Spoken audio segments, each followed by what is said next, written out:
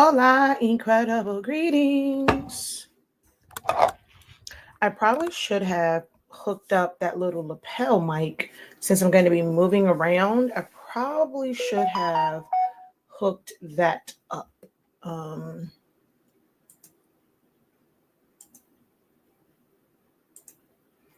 Alrighty.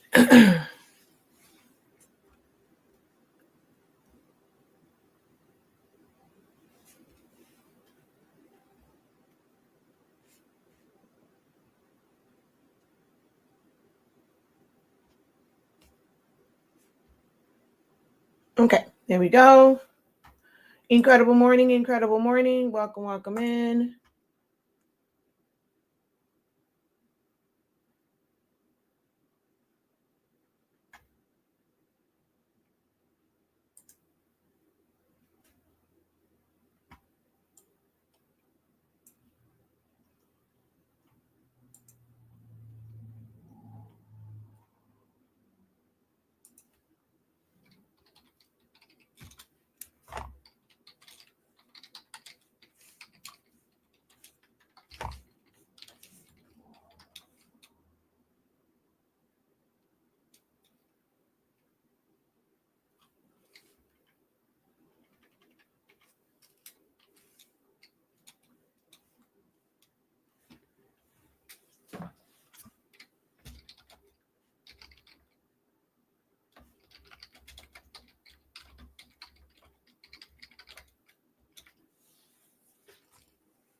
Alrighty. I'm hesitant to put this on YouTube.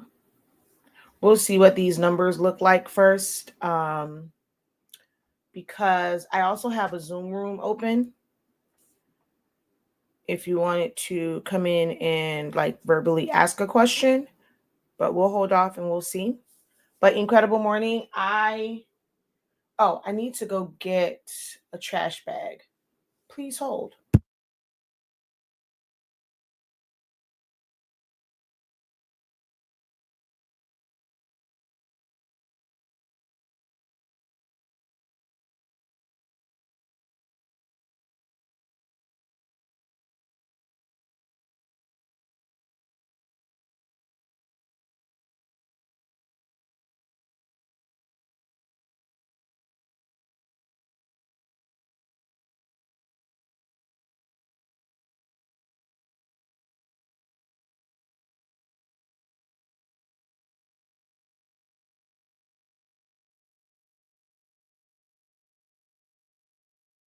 Okay, I'm back. So I have a whole bunch of stuff that was like in like little nooks and crannies. I'm like, yeah, I'll use it, and then I would just put it like in little bins that I had around my room. And I now need to take this table out of here. So I have to make sure all those little bins I had underneath there, move those so I can collapse that, move that out of here. Um, yeah, so that's what I am about to do. Is why am I doing this like I'm closing this up? Okay.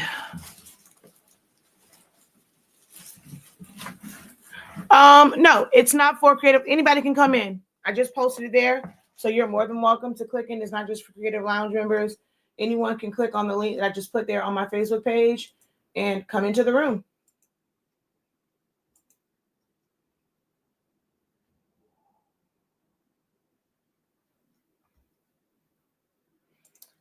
Hello, hello, hello. Incredible greetings. Welcome, welcome.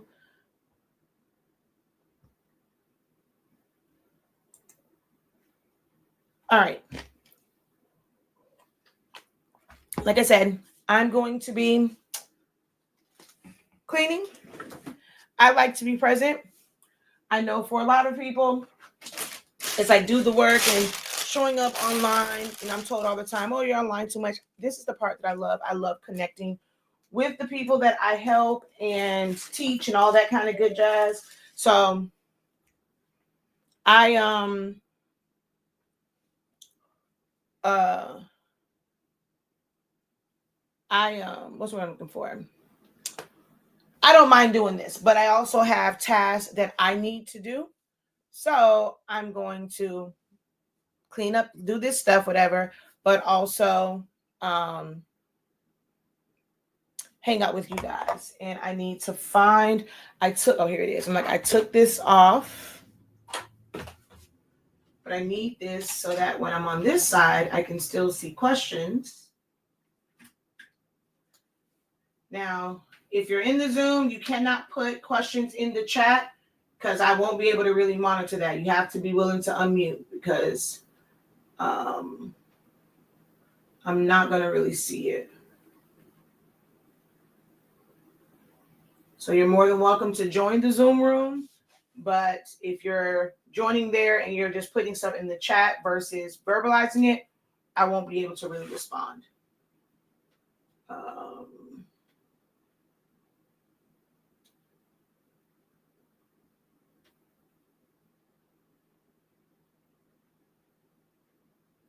Seriously? Why does it make me do a new code? Yes, the link is on my Facebook, the Facebook feed of this. So you can jump in the Zoom if you have, like, you want to actually verbalize, but if you can't really unmute and you just want to listen in and just kind of do it via chat, I'm about to put StreamYard on my phone, so I'll be able to see that as I'm moving around. I'm not paying attention to the Zoom chat. But if you want to kind of dialogue back and forth, definitely join the Zoom room. All right. No, not over there.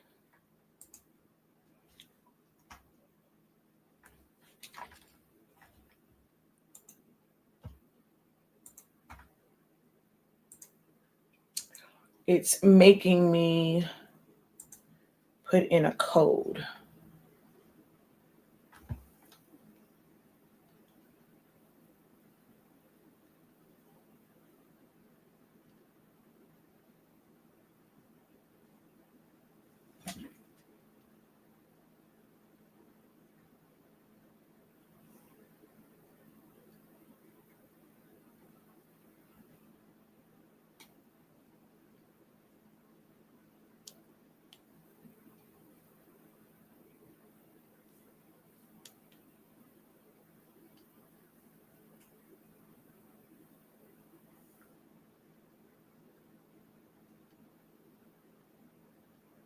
All right. Let me know if there's an echo on StreamYard. Well, with you guys watching the live video, I turned the mic and everything else off, but I'm not sure. So let me know if there is an echo.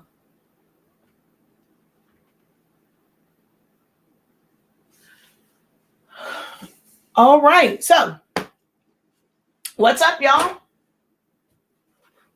I don't really have, I'm not going to say I have like a topic off the top of my head. Like, I just know I need to clean.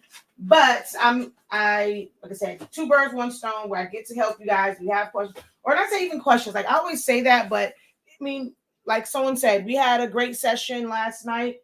General topics, like, I mean, we've had just regular discussion. Like, this is just, Friday vibes. So if there's anything on your mind that we need to discuss or you would like to discuss, just have to let me know. Because I'm going to be clean. Oh, wait, why did I put that over there? Because this goes in that. Okay, so let's put you there. In hindsight, I should have let my husband eat those because I have not done anything with them. This book goes on this shelf. Vinyl goes in the bin on the bottom. Oh, yeah. It's gonna, I just didn't take the time to put everything away, but it's gonna make it a lot easier putting stuff away now, ever since I went through my focus blueprint, because now everything has a place. So it's gonna make it a little bit easier to put things away. Because most of these things have a place. Now this goes over there. It's gonna be a little hard. I'm gonna put this right here, because where that goes is in the closet. It's going to be a little bit harder to get to that spot right now.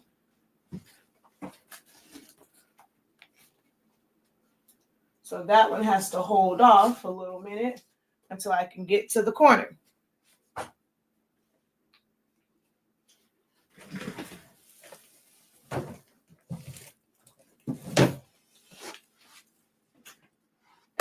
All right, so one of those days where everybody that's on here doesn't have anything to contribute to the conversation.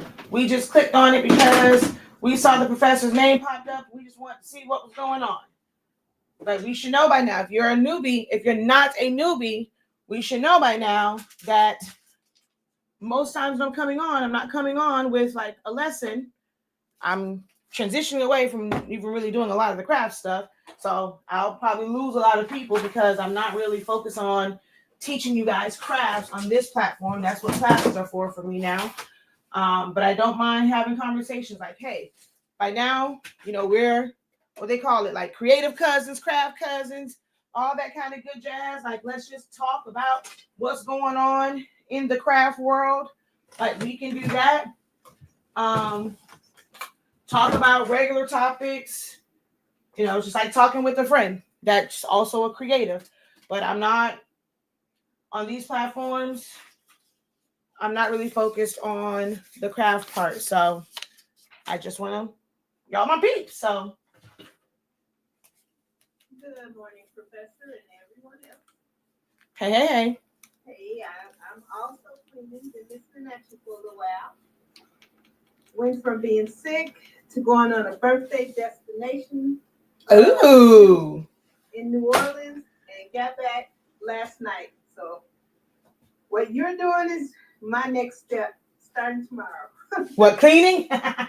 Yes, and organizing. Hopefully my shelf will be in, and I'll be able to move a little bit more freely in my room without having to like move different things to use different things. Yeah,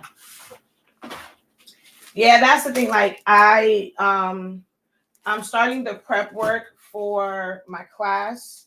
Well, it's not really a class, it's a program because it's a multi-session thing for the Roland BN20. And in order to get that in here, like they both can't coexist in this space. So I have to, like, this table folds down. This was a table that I originally got for that beast of a Caesar Romeo. But it collapses. So it's meant like I want to just kind of collapse it down, move it out. It's supposed to just be a work table. It's been like more so storage and stuff is all under it, but it's supposed to be a work table that I can move in and out. So I want to just collapse it down so I can bring my roller in here and start recording because everything for that course, or however you want to call it, I'm not going to be able to do it like live. So I want to have some things pre-recorded, but I got to bring it in here to pre-record it. So that's what I'm working on now because all this has to be cleared out. Hello. Incredible morning, Lexi. Aquisha came in. Michelle, hello. So what course is that you're preparing for? Roland BN20. Okay. Yeah, you did say that. See? I'm not back on my time yet. Yeah. I've been talking about it for a while and I just haven't done it yet because I can never have my ever since we left where I was before, basically my mom's house, I don't have the Roland where it's just like I can easily access it and have a video camera on, well, the camera on it. Here, it's a lot tighter space. And I had like a lot of other things going on, so it wasn't a priority, but I'm like, I've got to finally do all the stuff for this class. I've been talking about it for a while now. So I was like, yeah, let me do this so that this weekend I can record the majority of the pre-recorded lessons that I'm going to do.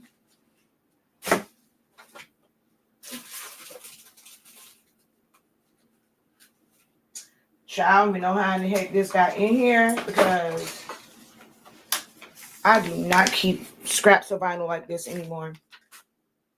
You said there was going to be a class for Essential Seller Studio. What date is that? So you remember, so that you remember I didn't see it on the dashboard. So it had to change, which I'm glad I didn't put it on the dashboard yet because the day that I was going to do it on, I got the calendar for Zion Imani School. What was that? Wednesday, Tuesday, whatever, like for this month. And there's a PTA meeting on that day. So I was like, oh, good thing I didn't put it on the dashboard yet. So I'm just like, now I have to look at my schedule again and figure out what day I'm going to do it because, yeah, now I have a PTA meeting on that day.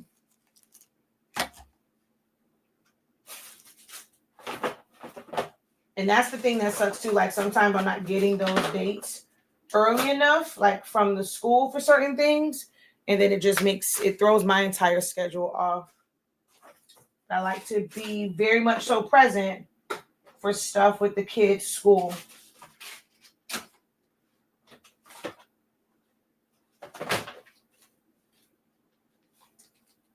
I got a bin of nothing but like cords and chargers and all that stuff. Whole bin of nothing but that.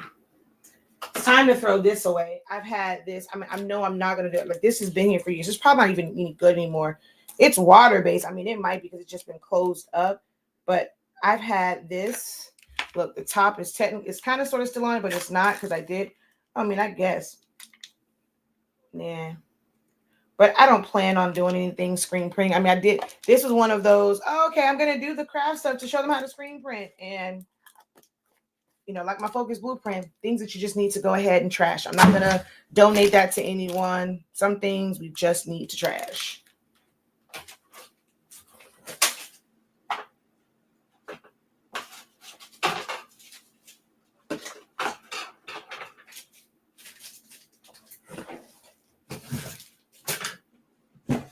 It's hard because you feel like it's money down the drain, but if it's just sitting there and not doing anything for you, it's still money down the drain. So it's kind of pointless to hold on to it.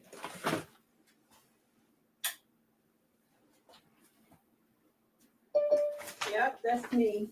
I have some t-shirts. When I first started out, I was trying different materials, and I have this one. I did a like HTV.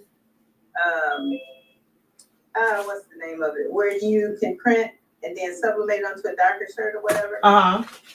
So the print turned out very well, but after I washed it, it's just a blurry mess. Mm-hmm. So I said to myself, I'm not going to throw it away. I'm going to use it. I can wear it as a t-shirt under something when it gets cold. But I need to just go ahead and get rid of it. And I got a couple of them because I was testing materials, you know? Yeah. Now this I can leave in here because that needs to go with all of even screws. I don't want to really get rid of these. I made these but they're so jacked up on the back. My god sister got married, well, when she got engaged, but the day of her engagement party, I had a horrible migraine, but these were cupcake picks. I think I had these and the little pillow boxes. I had way more than these, but I think I've thrown away. I think I kept these because I'm like, okay, well, it has this stuff and this is extra.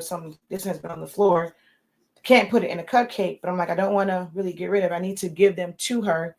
But yeah, these were cupcake picks that I made for when they got engaged.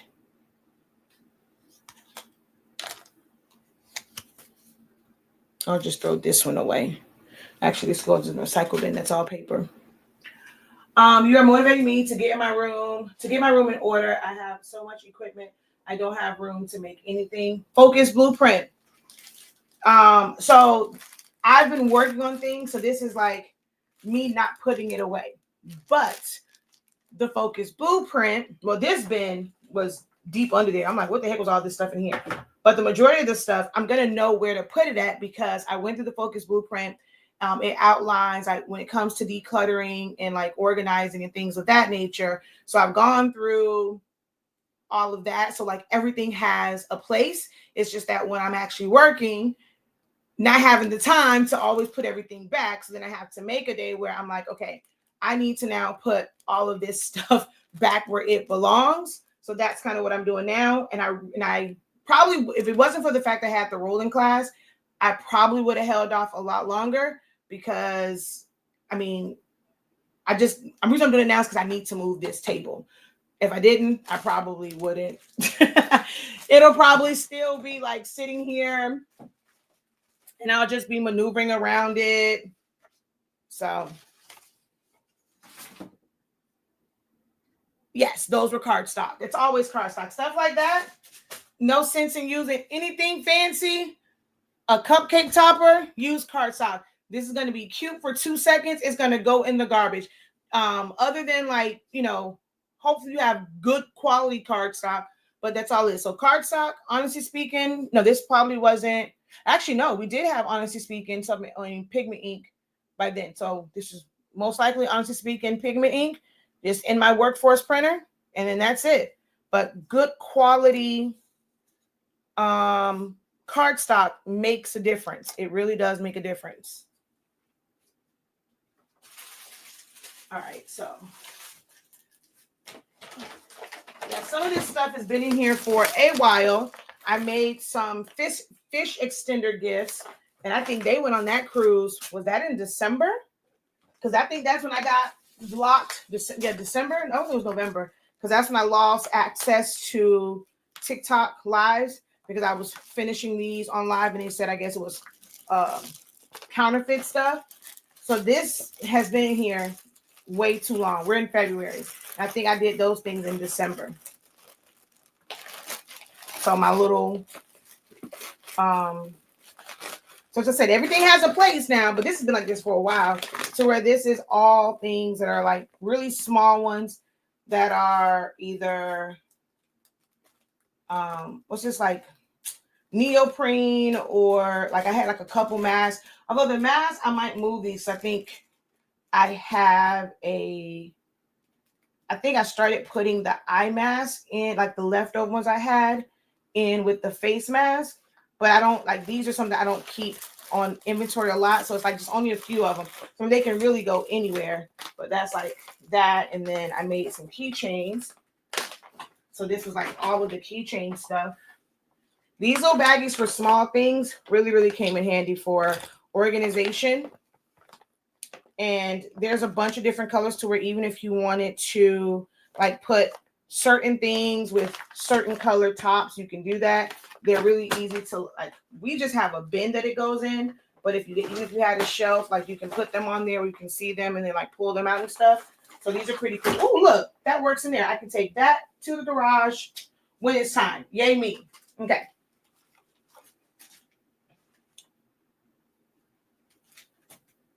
All right. I got to take down my makeshift stand.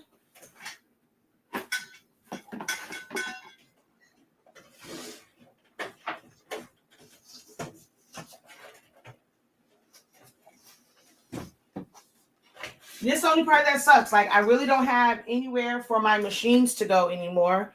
Like when they're not up here, I really don't have anywhere for them to go. So I just took some foam board. See, that one already fell off. Got my tape to where, bam, I can take that off.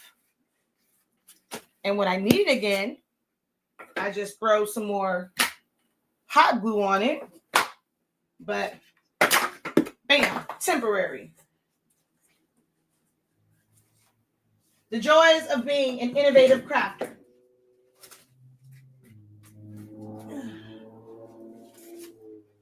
And then because I put tape on this, it doesn't stick. Just take that off. And then just put some more hot glue, put it on there. Not like they're heavy. And then I just store these. And I can keep reusing it. That's nice. It's a little, I mean, I don't know where these like ideas come from. Sometimes it's kind of scary.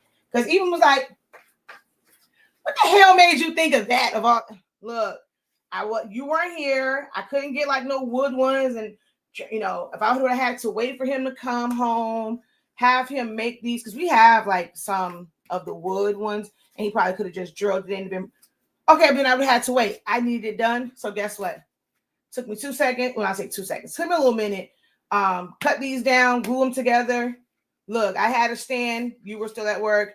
I need to get ish done. I'm about getting stuff done. Okay. We're about taking that action, like Beyonce said.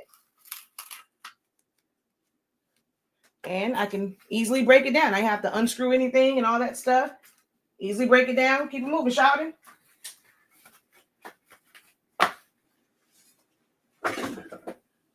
I'll tell you.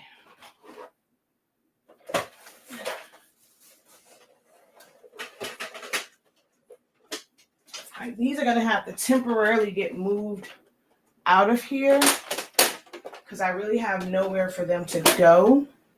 So I'm going to have to take these. Whoa, almost dropped my favorite one, my 2. Okay. Yeah, I'm going to have to take those out of here. And them folks said foam board. Some folks said leave foam board in 2020. Well, they said leave it in 2024. Don't bring it to 2025. Yeah, exactly. Baby, look, any chance I get, I'm going to use some foam board, okay? Any chance I get, I'm going to try and use some foam board.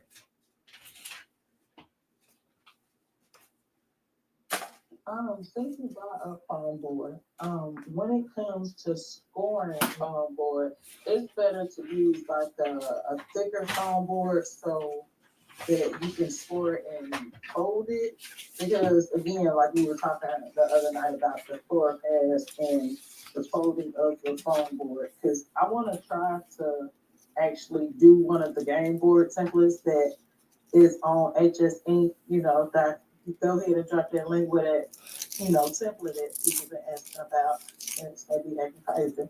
But I want to try to do the folding, and I've seen it online, and so I'm not really sure about scoring. However, I believe it may be in our foam board class, but since we're here, if you could just, share a little bit about it. Okay, so quick question. Are you guys able to actually hear their voices from Zoom? Are y'all able to hear their voices from Zoom or no? Do I have to repeat what she's asking about?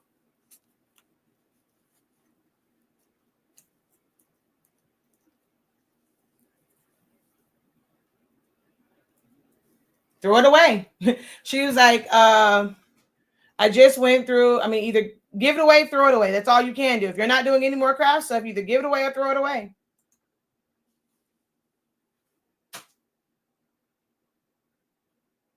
Someone says it's muffled, but okay, but you guys can hear them. Okay, so I have to really repeat it. All right. So here's the thing. There are times where you can do foam board, but it's not something that you want to constantly be doing this with it, like open, close, open, close, open, close with it, because that it's just like, okay, so like for example, this one, because I did this wrong and it didn't really have, like, it's not really glued down, it's starting to come up.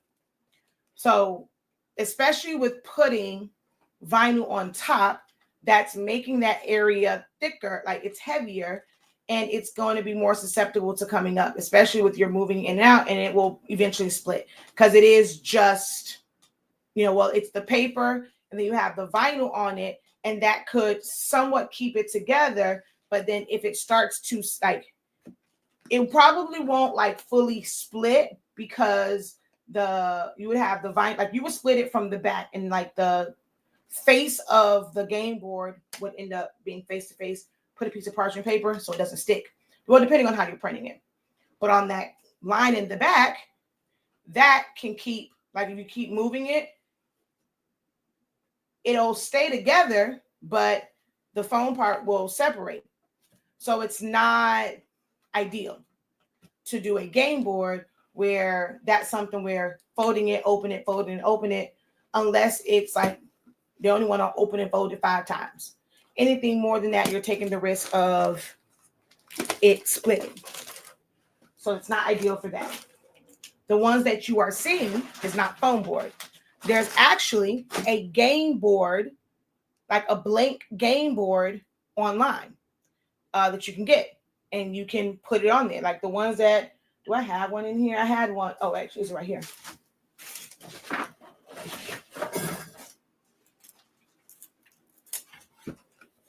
This is for and this is why I was saying, like, you have to be careful. It has to fully dry because That's why I have to redo this one over. It stuck to it. But this is an actual game board. And it comes already split. The issue with this, though, is, again, once you put that vinyl on it, it will separate. So there are some things that you have to do to keep it from separating at like whatever, like this pressed, like almost like chipboard. You kind of have to prep it because it will split. But this is an actual game board. It's not foam board. And it can fold down like this.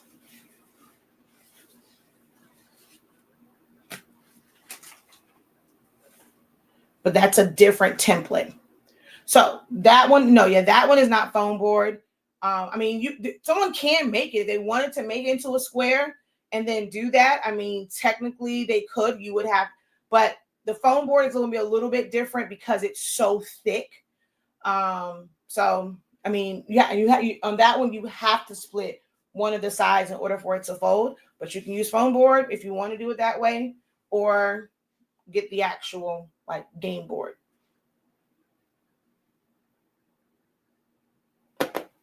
So that's that.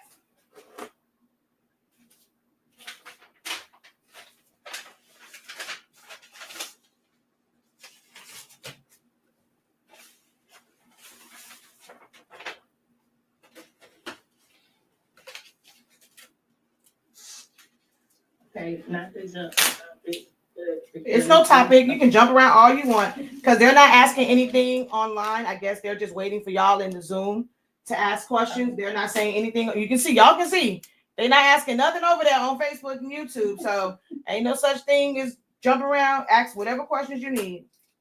Okay, so because you started with, party before and it being for your customer specifics and their actual budget, because that's where you wanted to cater to. Mm-hmm. Right now, I don't want to do parties, right? That's not something I want to do. However, because of me being a teen mom, I need to get this banquet together. Okay. So I just need a couple of different ideas that you may think about, because your mom works a different way that it looks very, very expensive, but it can be economically sound for me. So okay, okay. Wait, pause for a second. Because I before I say this, I gotta kind of know. Is it that they are paying you, or are they paying for the supplies? Because you're saying economic sound for you, or is it that you have to pay for all of the things as well? No, they are giving me some money. Okay. That means very little. Yes, because this is our second year as an organization. Okay. But I didn't want us to suffer due to that fact. So I definitely want it to be very nice and elegant, but also friendly for the kids, because it's not for the parents, it's more for the kids and things that they can possibly pick up, take pictures with, things of that nature. But real nice, because I've seen other people banquets online recently that's in our division. Okay. So, All right. So from what you've seen in the division, what were some things that stood out to you that, if you could figure out an economical way of doing it, you would want to incorporate? Well, I definitely, because of the 3D letter class that we took, I want to do their 28th, no ma'am, no ham. You doing it by yourself with all the other stuff, and we're talking 28th. I'm gonna tell you, we're gonna scratch it off the list right now. Have somebody bring those in. You can rent the wood ones. I mean, it's a great thing to kind of think about it, but that takes up a lot. If you're gonna do a whole bunch of stuff, that one, see if there is a way within this budget you can trim the fat in other areas and be able to actually rent that out. See if there will, you can, it doesn't hurt to ask, because it is like a youth organization. Like, your time is valuable. If you're able, some people will allow you to pick them up, some people won't. See if they can do something where it's half, and if y'all have a program, they're listed as a sponsor. now, maybe parents that didn't know that, your company existed for party rentals and things like that. We're going to put it like in our program. Thank you for being a sponsor. But, we're not asking you to sponsor it all the way, even if you can just pay half. So you can like halfway barter with that. But for the 28th, no ma'am, no ham. I'm being real with you. Those things are not fun to do.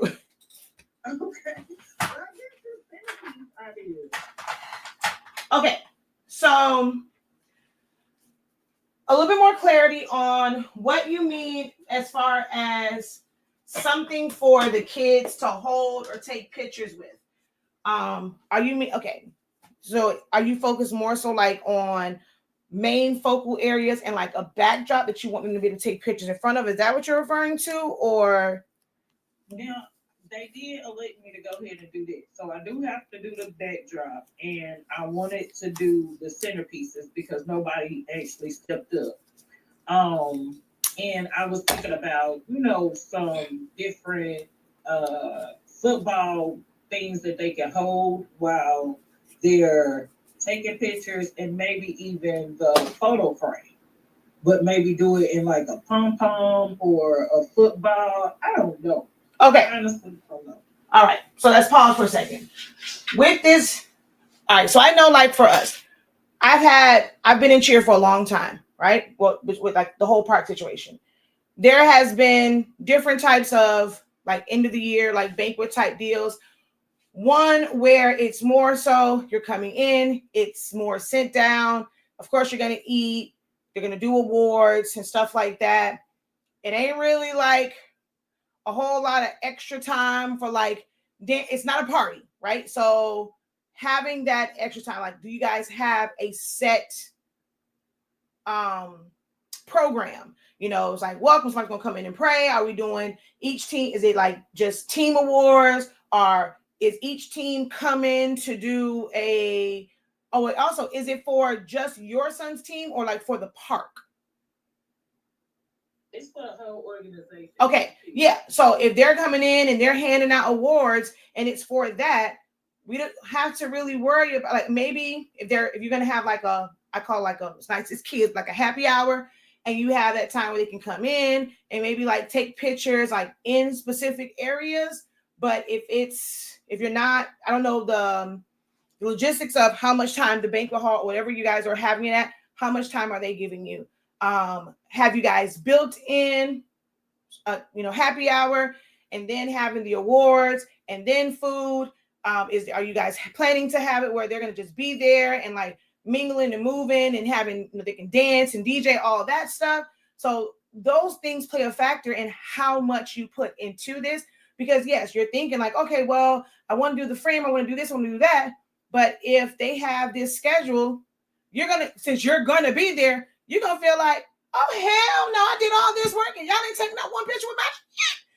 You got to make sure, like, these are things that you have to ask before we kind of invest in some of these things. So it's like, if it just needs to be decor, if you just focus on that and maybe not a lot of extra satellite things that, okay, it's there for taking pictures, unless there's going to be time allotted for them to do that. Like if they come in or like, okay, we're going to start promptly at 7:00, but doors open up at 6. So while they're coming in, if they wanted to be able to walk around, so that gives you 30 minutes or an hour, depending on the venue and how much time they are actually giving you, you can decide that. Like, okay, it's worth it for me to invest doing these because they're going to have like 30 minutes as they're coming in, or they'll have an hour and as they're coming in. Or you can do it to where the actual entry part, when they're coming in, it might be something. Only thing that gets kind of funky with that is if there's a bunch, like, again, I've been doing this for a long time, so I've seen the good, the bad, the ugly with this. If you have, I gotta work. If you have a lot of people coming in and you only have one photo area, now it's like, it's this blockade of people coming in. It's like, okay, I gotta wait, like, just to be able to go in and get their seats, especially if it's not assigned seats. If I came here early to get a better seat and wasn't like assigned tables for teams, now I got to wait for this and that. It can be a lot unless you're going to have multiple areas like that people can take the pictures in. So it's almost like mirroring it so everybody is not in one spot. You also have to think about the number of people that are going to be there. How big is the space? Is the space, like sometimes we've had banquets where maybe we packed in there because it was like, based off of the cost, different things like that. We were packed in there, so it wasn't really a whole lot of moving around, right? Y'all, tell kids all the time, sit your tails down, especially little babies. Sit down. Parents, can y'all please? There wasn't a lot of extra space. What does the space look like? Is it a really, really large space and not so many tables to where you're looking to fill this area out? It's a lot of factors. it's a lot of factors. So to ask me like, hey, what would I do without really knowing the logistics, it is kind of hard.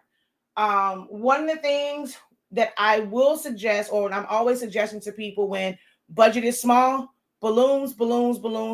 And I don't mean all of the organic stuff because that becomes too much.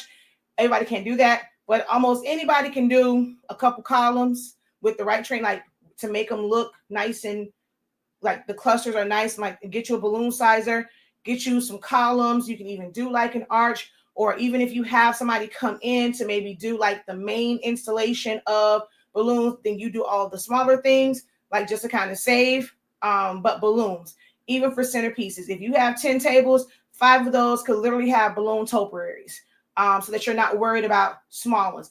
They go up big, it takes up a lot of space, it's going to fill the room out. You'll have your linen. I don't know if you guys are doing individual place settings. You might want to do like little tree boxes, like to fill the table out. That's something that's easy. All you're doing is buying the boxes, putting something in it. You might want to use that to play like a game or something where you might put a sticker on the bottom of one. Hey, they win a prize.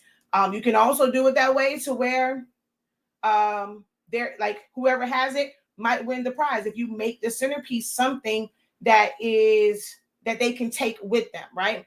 I wouldn't say do 5 or 10 of like those balls, but if it's whatever it is that you end up making, they're able to take it with them. So let's say, and you're doing foam board now. Baby, I've done plenty of banquets. Make your little foam board thing. That's for the middle of the table. And it has the team name on it. If they want to go and take that, it might be to where, okay, hey, look at the bottom of your box. Whoever has it, your family gets to take the centerpiece. That means that you ain't got to worry about breaking none down. You got kids that like balloons. They might want to take the balloon as well. So anything like that can keep the cost down. So the foam board was, you can do half and half. Half balloons, half that foam board one. Like a cutout of y'all, like that mascot thing, like the one that you did. Like that was nice. And make that to where you make a base for it, and that becomes a centerpiece. That's easy peasy, lemon squeezy. But balloons are a great way to keep costs down, and they will fill out a room. Doing balloon topiaries on the table and balloon columns like in different places. If you do like a runner coming, like when they're coming in, if you either rent like a red carpet, get you like 2 nice columns, the big balloons like at the top, things like that. If you're going to have like a backdrop area, and see if you can rent those letters if you want, to have the letters. But I don't really know what, we say a little something.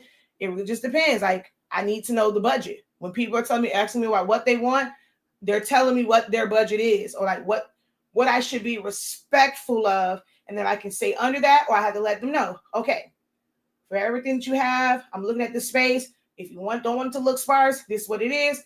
You may have to come off an extra, however much it is. They just say yay or nay. And if they say nay, then you're going to get the setup that's going to leave your room looking blank and empty. So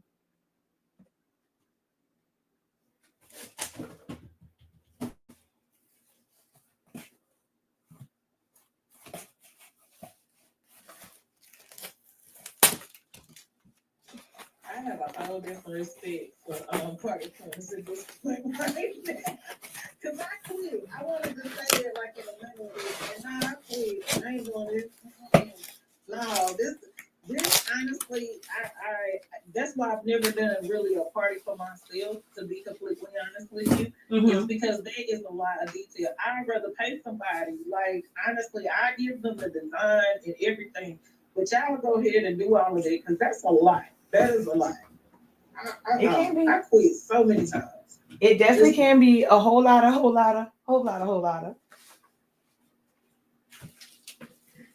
But I also get the experiment in it because when you take a space that looks like her and then make it so glamorous when your client come in that part, that if that's your niche, but that's not mine. Like I'm good. Yeah. I'm staying over here. I mean, and everything doesn't. I mean, I guess that's a word for me. Like, I don't feel like everything needs to look glamorous, but I mean, if you want it to look like, just depend. Because I've been in ones to where I'm like, I mean, this is cool. Like, they weren't trying to be like overboard or whatever. That, of course, I'm like, I just don't want plastic tablecloths. For some people, just having linen on the tables is like enough for them, right? Like that. Especially they're gonna have like the water glasses and things like that. They don't have a whole lot of like other stuff, or maybe like something small in the middle, but they don't really do like a whole lot. Like I just want a space for people to come together at, and hell, we'll make our fun. Like all this other stuff is just extra that's just gonna get thrown away or whatever. Like I just want to make sure that people are able to come in, they have a seat, and we can have a good time. So it just depends on like what your expectations are, like what's the ambiance and things like that you want. Like I've had some to where to fill it out, I had balloons hanging, it's still a basic column.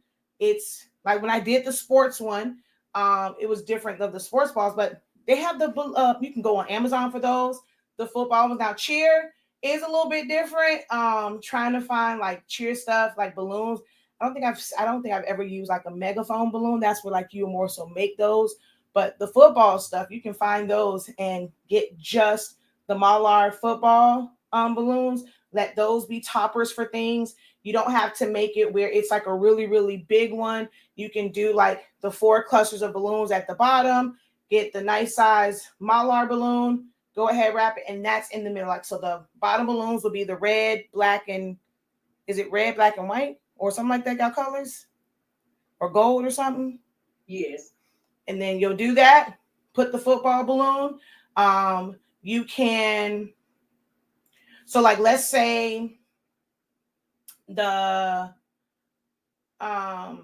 then they'll probably, if they don't know, it's like a surprise. I'm like, but you could have like maybe even put like team names or at least like the table that the coach will sit at, and you can put like the different 8U, 9U, whatever on there. Like you can do things like that because that can be done with vinyl on the Mylar because you're not doing it with heat. I'm just going to blow it up with air. You can do that. Like you said, when you're like, you wanted to make these, you can do this, both sides for the center. It's a lot of stuff that you can do. I mean, you're going to have to get on. You're going to have to make a decision and get on it, but it's a lot of stuff that you can do. That's not too expensive. Balloons is the main one though, because if you get you 4 packs of balloons, you can do a lot with that. Because especially, well, depends on how many you're getting. So like when I used to get the Qualitex, it was 100 balloons. Now, like a lot of the companies now, it might be like 50. So that would give you 200. But before I used to get Qualitex, it was 100 balloons. So if I have 4 packs of balloons, that's 400 balloons. And you can do a lot with that because a column doesn't take that many balloons. So you got a YouTube video about balloons? I've done balloons. It's years and years and years and years ago. But yeah, I've done videos for balloons. I had Zani Mani strapped in and I was doing balloons. Now I can't remember. You got to search, honestly speaking, balloon columns, but it should be there somewhere. Because I don't work with them. I'm just being honest. So that may be something I can do. But yeah, thank you. Because balloons do make stuff look pretty too. So thank you. When you're making balloon table toppers, what do you suggest using for the base? I don't use anything. I use the balloons. That's it. At least for me, like stuff like that. Especially if it's indoor, it's not going to blow away. You can literally just like use the balloons. If you want to kind of weigh it down, you take a balloon, fill it with water or fill it with sand. If you have time to like pre-fill those, and they'll just be there to keep it like from moving. But for indoors, I don't really use any. I don't use a lot. I really don't use anything for indoor ones like that. Now, if I'm doing my balloon topiaries, now those I have a wood base and PVC pipe because I need it to be high so I can put the other balloon like on top. But outside of that, yeah, I don't use anything. My setup is really easy. Like I do, let me see. I'm trying to think. Well, I gotta clean up. I see. For me, I was about to go get balloons, but like that's gonna add to this. I gotta do that after I. Yeah, I can't do that now because I gotta get this stuff out of here. But of course, my mind is like, oh, okay, well, I got because I keep balloons. Well, I can just go in here and get balloons, and that's where my mind went. Actually, should I leave this? I should probably leave this on here. Yeah, let's leave this on here. It was the instructions for how to do tumblers. Welcome in everybody who was watching online. You're more than welcome to join the conversation. You can ask me questions. If you're on Facebook, you're on my Facebook page, then you will see that there is a Zoom link. The Zoom room is open if you wanted to verbalize your question. You can do so, but it's just a chat while I am attempting to stay focused and clean this room up. Well, not really clean it up. I need to clear this space so that I can bring my roller in here to record videos this weekend for my upcoming Roland program.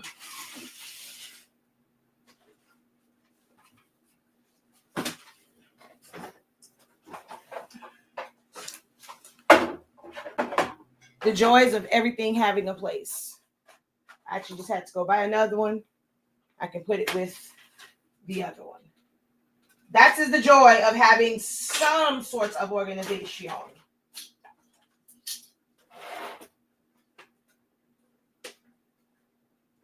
She wouldn't have time for that in Design Challenge. In Creative Lounge.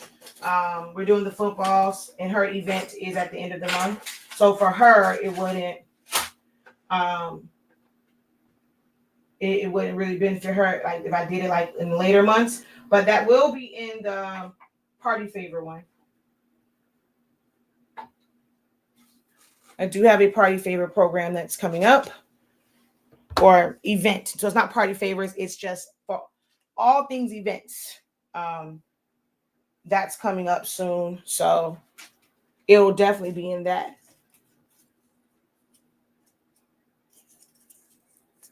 But we can do like basics of balloon stuff in either March or April because February is tapped out.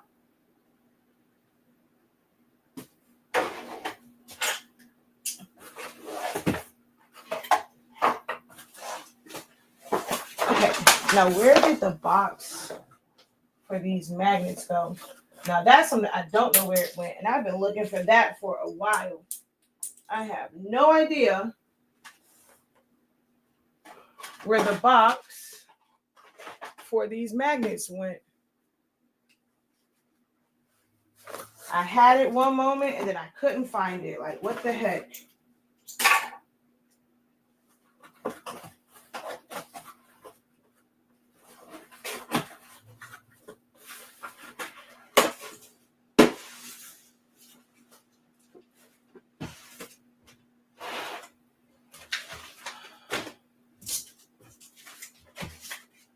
I don't really need all of these.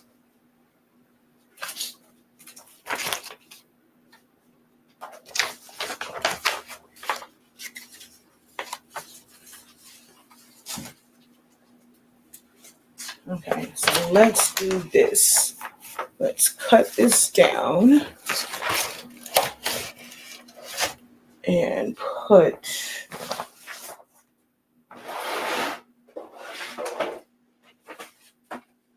am I planning on doing any more written? Absolutely not. Folks did not show up. I am not doing any morning sessions. I utilize that now as my time to kind of go live on so just planning out my day and being intentional with time. I know that if I go live, I go live. I already kind of have the expectation that half the time people don't say anything anyway, but I'm not gonna lie, I would feel some type of way, and I do constantly scheduling classes and making time for that where I could have been doing something else, and people not showing up. Because even when I'm like here, oh, well, I can't participate when you're live because I'm at work. Yes, I'm not. I will do better off just having it being a general live. Like I said, like my honest talks, that's where I will spend that time at from now on in the mornings. No more creative lounges in the mornings. Maybe pro call. No, so pro call and like the last pro call is in the morning. Y'all didn't show up, but I'll try again. But last pro call was in the morning. Nobody showed up.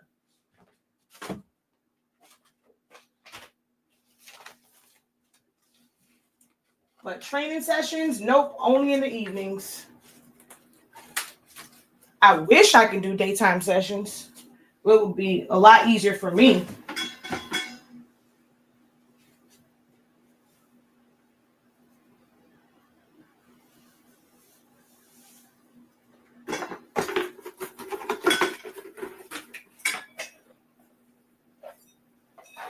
Oh, this is the one that had that weird thing on the inside. Okay, you can go in the garbage. And this box is jacked up, so you can go in the recycle bin. See, like now, I would have that session. Like now, I was like, it's open. Anybody can ask any question. Like I said, we could have any topic. And I haven't seen not one question, not one topic come from Facebook and YouTube.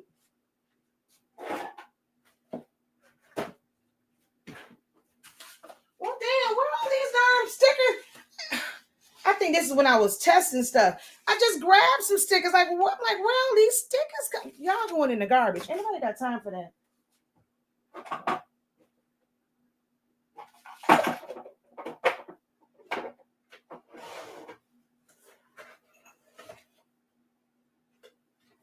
Actually, why is this like this? That's going in the garbage too. I don't really need that. This one, yes. Because this one was for mugs.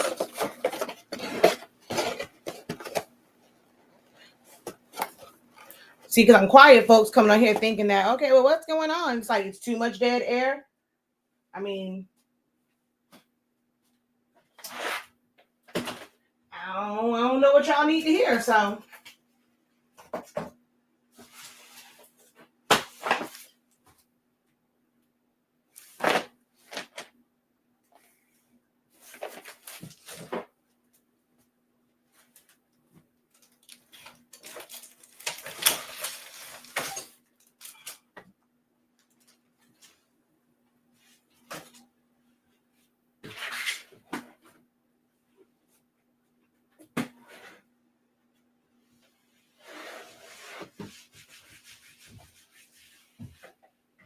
I don't want people to feel like, oh my God, are they on there just watching her clean up? No, I'm trying to help. So if you're just coming on, this wasn't meant for people to come on and just watch me clean up. It was meant for me to kill two birds with one stone, where I get to clean up, but still be live and answer questions. Help folks, they're just going to answer questions. So if you're coming in and you have a question, it's no specific topic.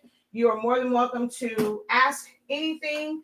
If you want my thoughts on something, you're more than welcome to ask. I don't want it to be really where y'all are just watching me clean my room. But this allows me to be present for my audience where I can be of assistance to you. My goal in doing these is always to be of assistance to you and what you need. For those who are on, there's a lot of places where you're going to go and people say, oh, well, they don't know what they want. Like, I understand. Most crafters just want to follow trends. You don't know what you want, whatever you feel like people are doing in craft groups. You feel like, okay, that's what I need to learn or find out. Like somebody got 200 people on, whatever they're talking about, it must be great. I must need this for my business or my crafting and stuff like that. But sometimes the best sessions are the ones where it ain't a lot of folks on. That means you get it. Your question gets the attention that it needs. If I had 200, 300 people on, I'm going to have to give your question a quick little answer, keep it moving, shawty. But if it's for you, you don't really think for yourself. Now, that's going to sound bad, I know. I don't mean like bad like that, where it's like, okay, you're not seeking anything and you just go off of what you see in groups, then yeah, I mean, these numbers will stay low. But I'm like, all these people that are on, even if you're at work, you should be able to at least type in something. I mean, if you're there, your list, like, type your question in, like, just type it in one time, and then I'll answer it for you. But I don't understand why y'all want to be on here and just watch somebody clean their room. Oh, what the hell was that? Oh. Well, now I'm out the kitchen. I'm making some fans. I went and got all the things I needed. Didn't have time to order all the bones for the fan. Uh-huh. So I compromised and I got me some durable plastic dividers by Avery, the hard ones. Okay. I cut it a little bit smaller just so I can have some room at the end of the fan. But I cut it a little bit smaller than the actual fan and put that on the inside because I couldn't find the sticks. And I didn't want to break sticks. I like to find some really big ones. But it seems to work very well, and the fans are stiff enough. I mean, it could be anything. So, I mean, that's a good, I might have to look into that one. To look into these durable, like, dividers. I mean, because anything could technically work. I just thought about that, lifting this up.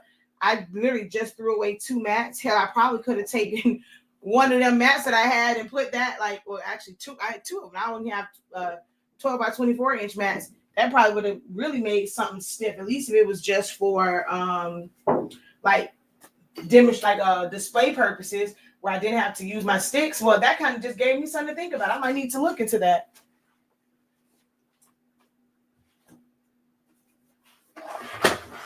Huh. Thank you for mentioning that. That's definitely gives me something to look into. What's the occasion for the fans?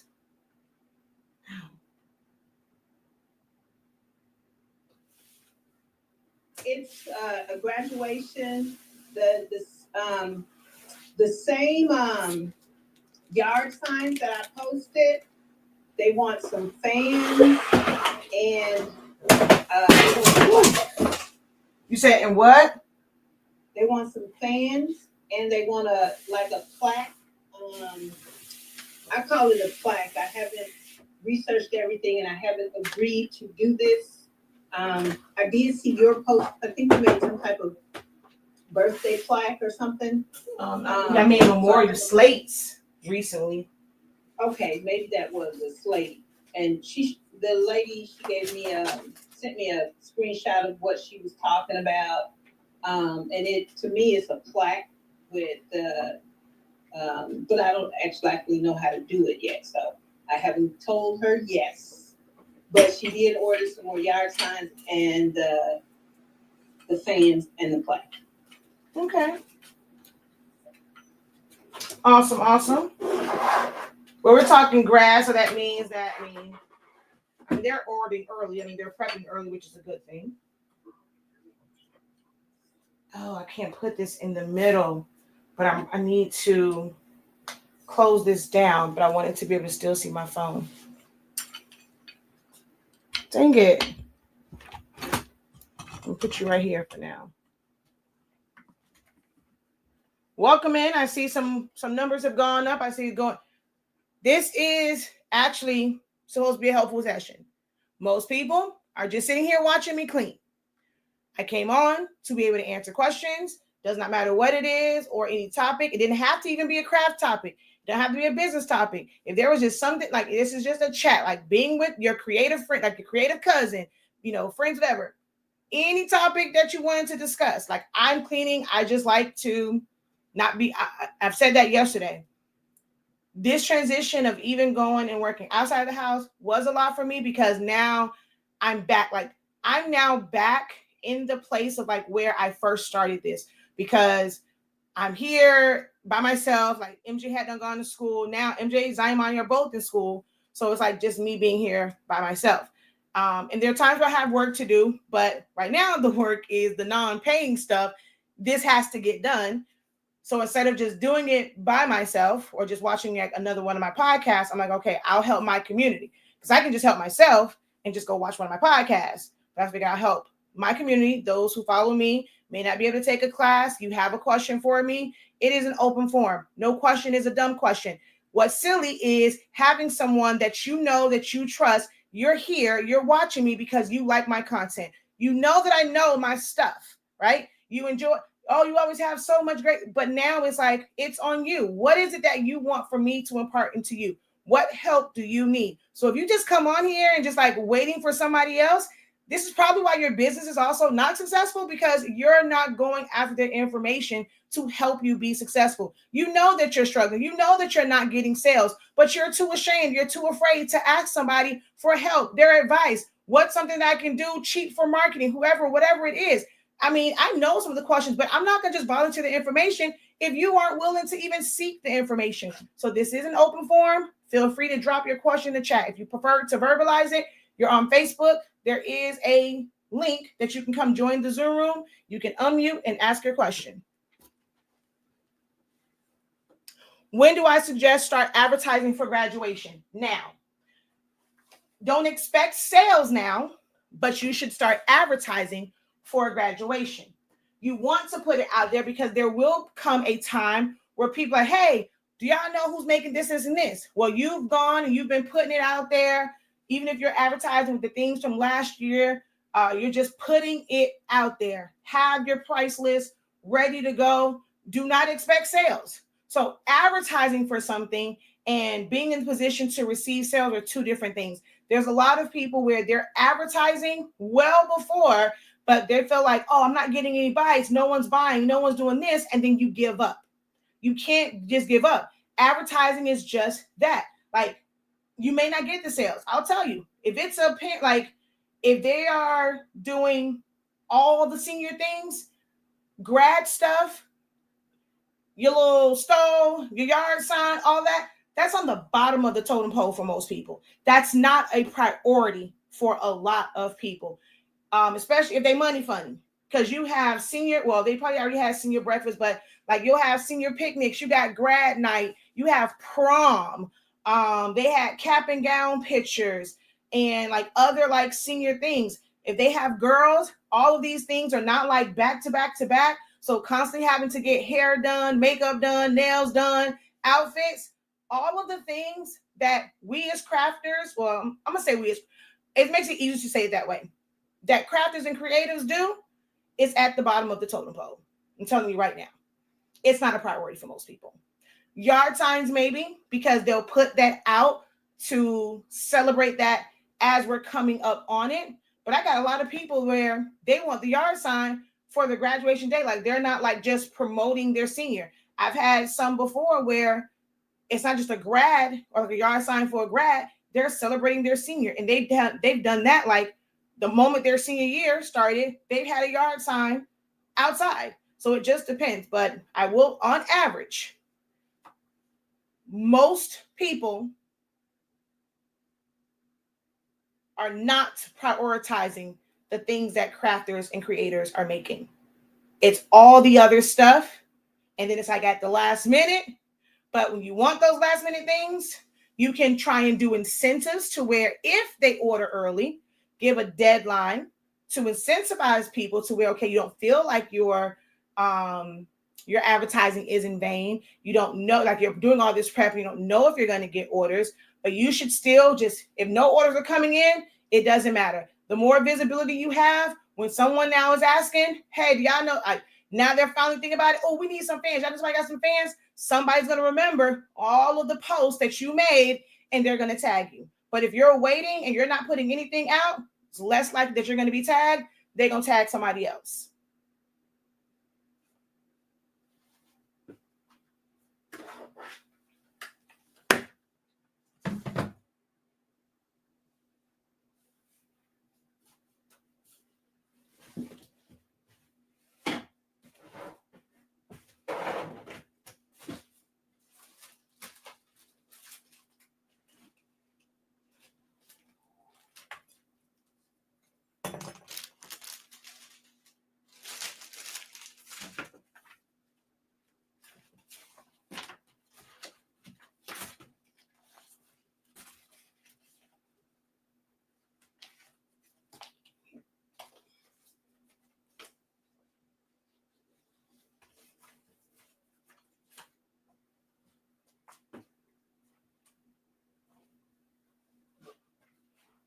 And also, don't overthink these advertising, y'all. It's just the visual. If you have not done anything grad before and you don't have things from last year,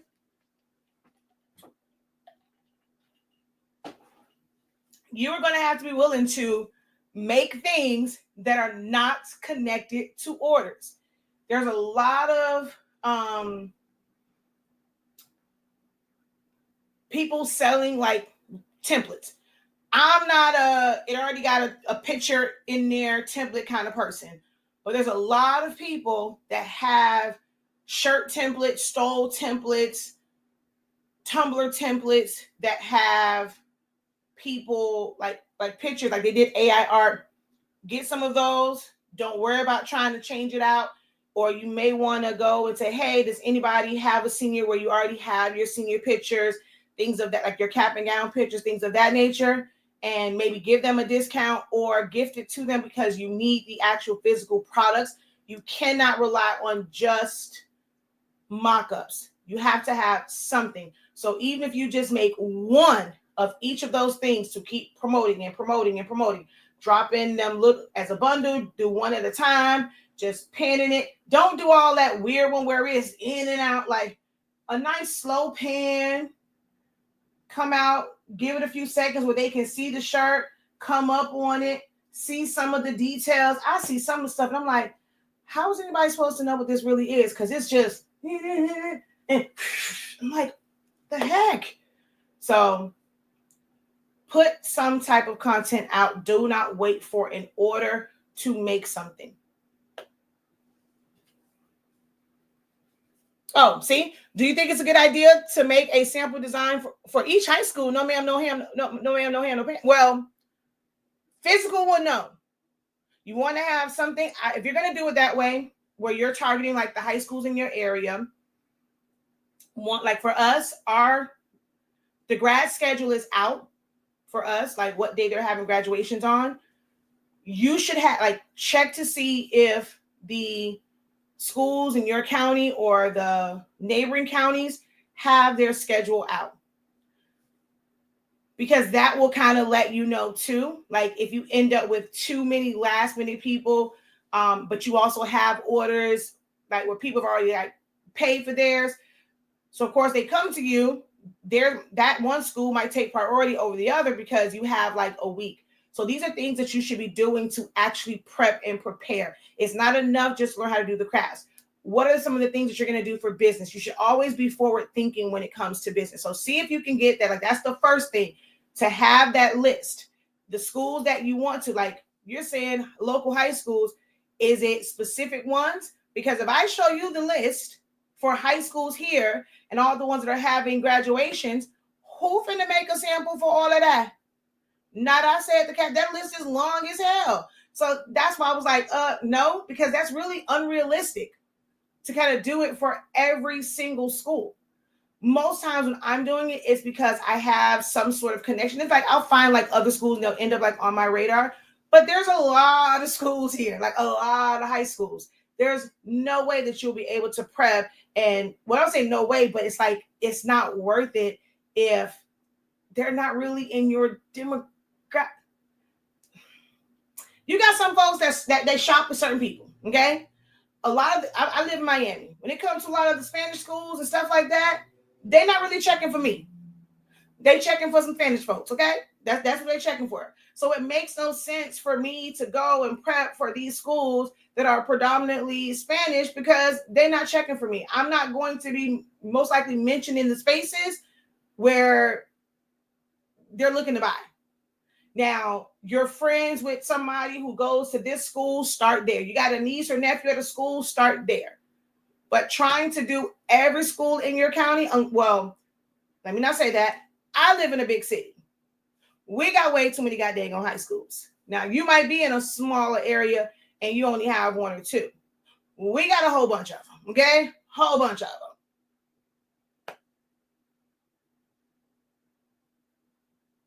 So that's you're saying, just the color schemes.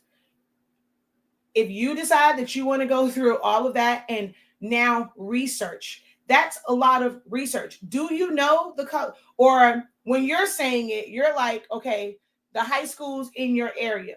How many high schools are in your area? Or are you thinking about specific schools? Like, so for me, if I was actually actively doing this for everything, my target schools in my immediate area, Carroll City, Norland. I know like those are the two schools like here. It's a lot of people that I know that are, because they're already connected, they're alumni. Now there are people that know me specifically where they would come to me for the West. Oh, Central is definitely one that I could really, really target, because like my best friend works there, and that's normally how I get most stuff, because she'll go and she'll be advertising to the actual seniors for me. So Central, Carroll City, Norland, are like my main ones that I would like. Oh, well, actually I have one for Miami Lakes, because I did that one before. Or was it called Miami Lakes? Yeah, I think that's what it's called. But like the West, Jackson, Booker T, South Miami, Hialeah High, well, American, I got a little connect over there. What's the one over here? Miramar. Like Miramar, I got a little couple connects. I did a couple things for people. I did some senior crowns, so they may come.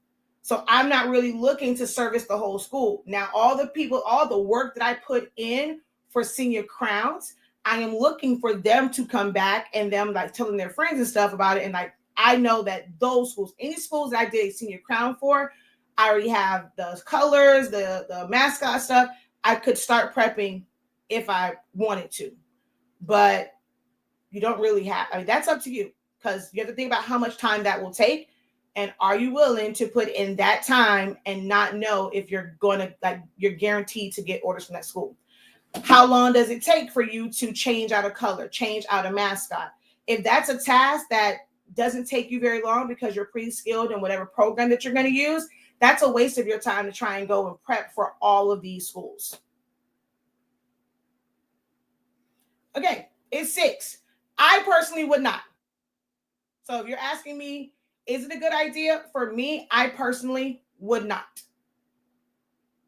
But if you feel like it will be better for you, and like you would know your people where they feel like they have to see their school in the mock-up, then you do that. But I'm not doing it.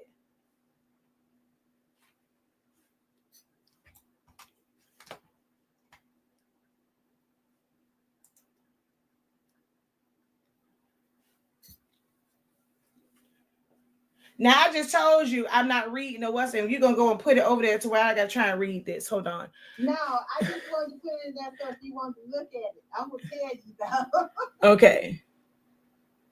Been tasked to put a pic and an affirmation on a bag for teenagers. One is canvas, the other looks like plastic. What would you recommend for the plastic? Some type of waterproof UV. It depends on how many. If it's just, we're talking just 1 or 2, I'm not wasting my time on UV DTF stickers. It has to be a significant amount, but it would be UV DTF stickers, or you're just going to put a regular print and cut with stickers, like sticker paper, or you can try and go to, like, I just had them. Somebody that does eco solvent prints, but then UV DTF. Yeah, so UV DTF would be the best option. Okay. Now I've never done canvas. I have no idea where to even start. Have you done a shirt before? Yes. Same thing. It's fabric. So that's all. So whatever you'd have done for a shirt, you would do this. If you're gonna put vinyl on, you put vinyl. If you're gonna put DTF on, you put DTF. If it's one that's polyester, you can sublimate. But it's no different. Like, I think that's one of the things we get kind of nervous about, like, new products, but the only thing that's now going to be different is the sizing. If you have mastered pressing to a shirt, this is no different. You just figure out which one. So if you've done vinyl and you want to put vinyl on it, we're going to press the vinyl on it. If we're going to do DTF, we're going to do it like DTF. A canvas bag is normally just that like it's still a fabric. So anything that you've done with fabric, you will be able to do. Now you may want to just test it. This is where, okay, this is where I'm always saying, do not wait for an order to do something. So if you were to go to a company like the Blank Spot that has transfer galores, they got screen print transfers, DTF transfers, they have patches, they have sublimation transfer. Who cares what the design is? Who cares? They got a bundle, I think right now, well, I think it was yesterday. They had one, you got 20 transfers, all the transfers for $1. You got 20 transfers for $20. Go get generic ones. Your whole thing is practicing pressing it to it. You need to be able to test the temperature, test like how much pressure you need, how long you need to press it. If you wanted to, you don't have to even do the whole design. Cut that sucker in 4, put a DTF on, HTV, sublimation, da-da-da-da-da. You got all of the different methods on one side of the canvas. But the average crafter thinks, oh, well, my testing has to be one that it's going to be, I can present it, I can give it to somebody, it's going to be useful for me. No. When I want to test stuff, I'm going, actually, what did I get?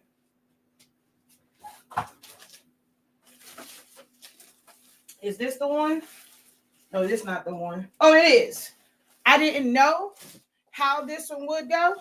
I took this and put a little sublimation thing at the bottom to test it to see. Okay, it's too dang on light. I can't do sublimation, and I'll use this one for other tests.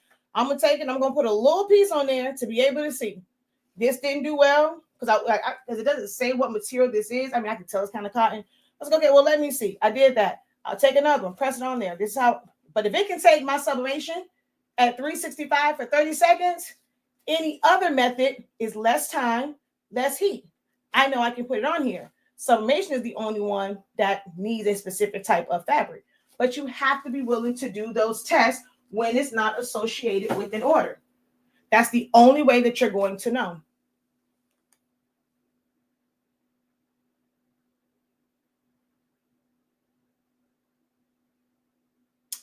Why do white toner printers not work over sublimation? I'm not quite. Do you mean like, you got a white toner transfer, like a transfer that was done with the white toner printer? Have you tried to put it over a sublimation print? Did it not stick, or somebody told you couldn't do that?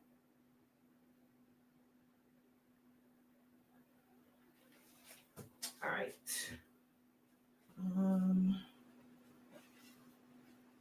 I don't know why y'all are in here.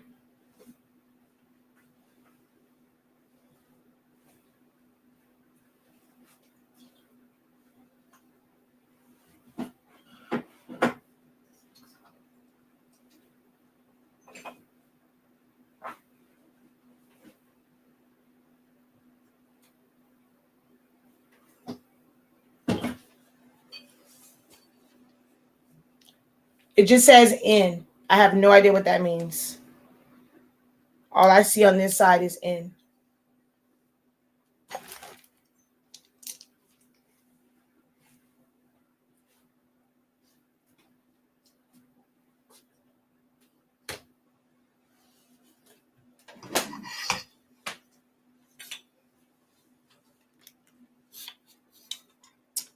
I would like to make a book box for my book when it releases. What are some things you would suggest to include? I only plan on doing like 100 of them. I don't do books like that, so I'm not sure what you would include in that. I mean, if you're going to create merch, I mean, you can have a shirt in it, but I've never gotten a book where I've gotten anything with it. So unfortunately, I don't have any major suggestions with that because I'm not sure, like, you making the box, what are your thoughts on it? Like, the purpose of the extras in this box would be for what? Is it for additional, like, it's just merch that goes with the book? I mean, the book isn't a journal, so a pen and all these things. Is it just promotional items? And we're saying we're making a box. Is it that you just want to put the book in a box that's like the exact size of the book and put maybe a sticker or something in it? a bookmark, I mean, it's a book, so maybe a bookmark, but that doesn't need to be a box. So I'm not sure what would be the purpose of this box. Normally when someone does like a gift box, is some type of major promotional, like I watch like unboxings of promotional boxes, like they got the sacred one and things of that nature. It was a purpose kind of with that box. What would be your purpose in this box?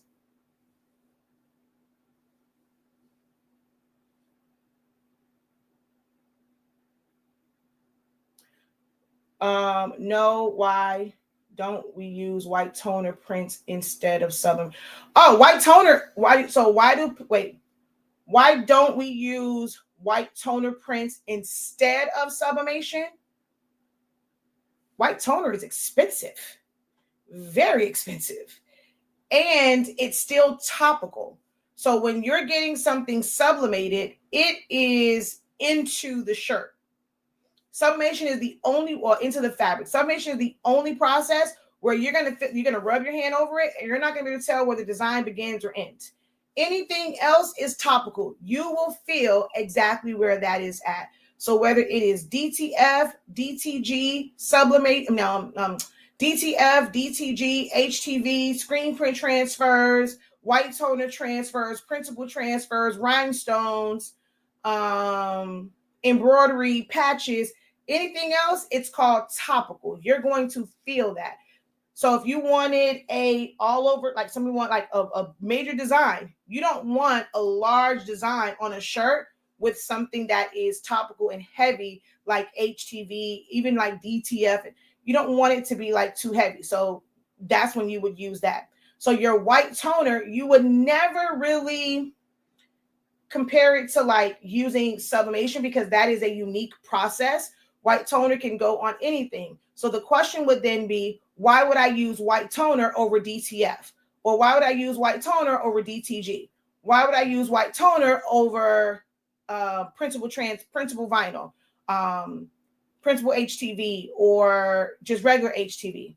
But sublimation is in a league of its own in what like that process. But white toners are very expensive. The process is tedious because you have to marry the A and B. So you have to let that marry for 120 seconds. Then you have to be very, very careful, and it's very strategic in how you pull that backing back. And then you have to press it again, and then you have to seal it. So there's a lot of steps to it. And white toner printers are super expensive. The A and B parts are also, when I say expensive, because that's relative to the person, but they are not $100 printers. We're talking $1,000 printers, tens of thousands. The one for wide format to be able to do larger shirts, you're gonna like your baseline for a brand new one, you're looking at $13,000 or higher. Most people aren't trying to invest that type of money for that, for shirts. Me personally, I would never use white toner for shirts. That would not be the reason why I'm buying a white toner printer.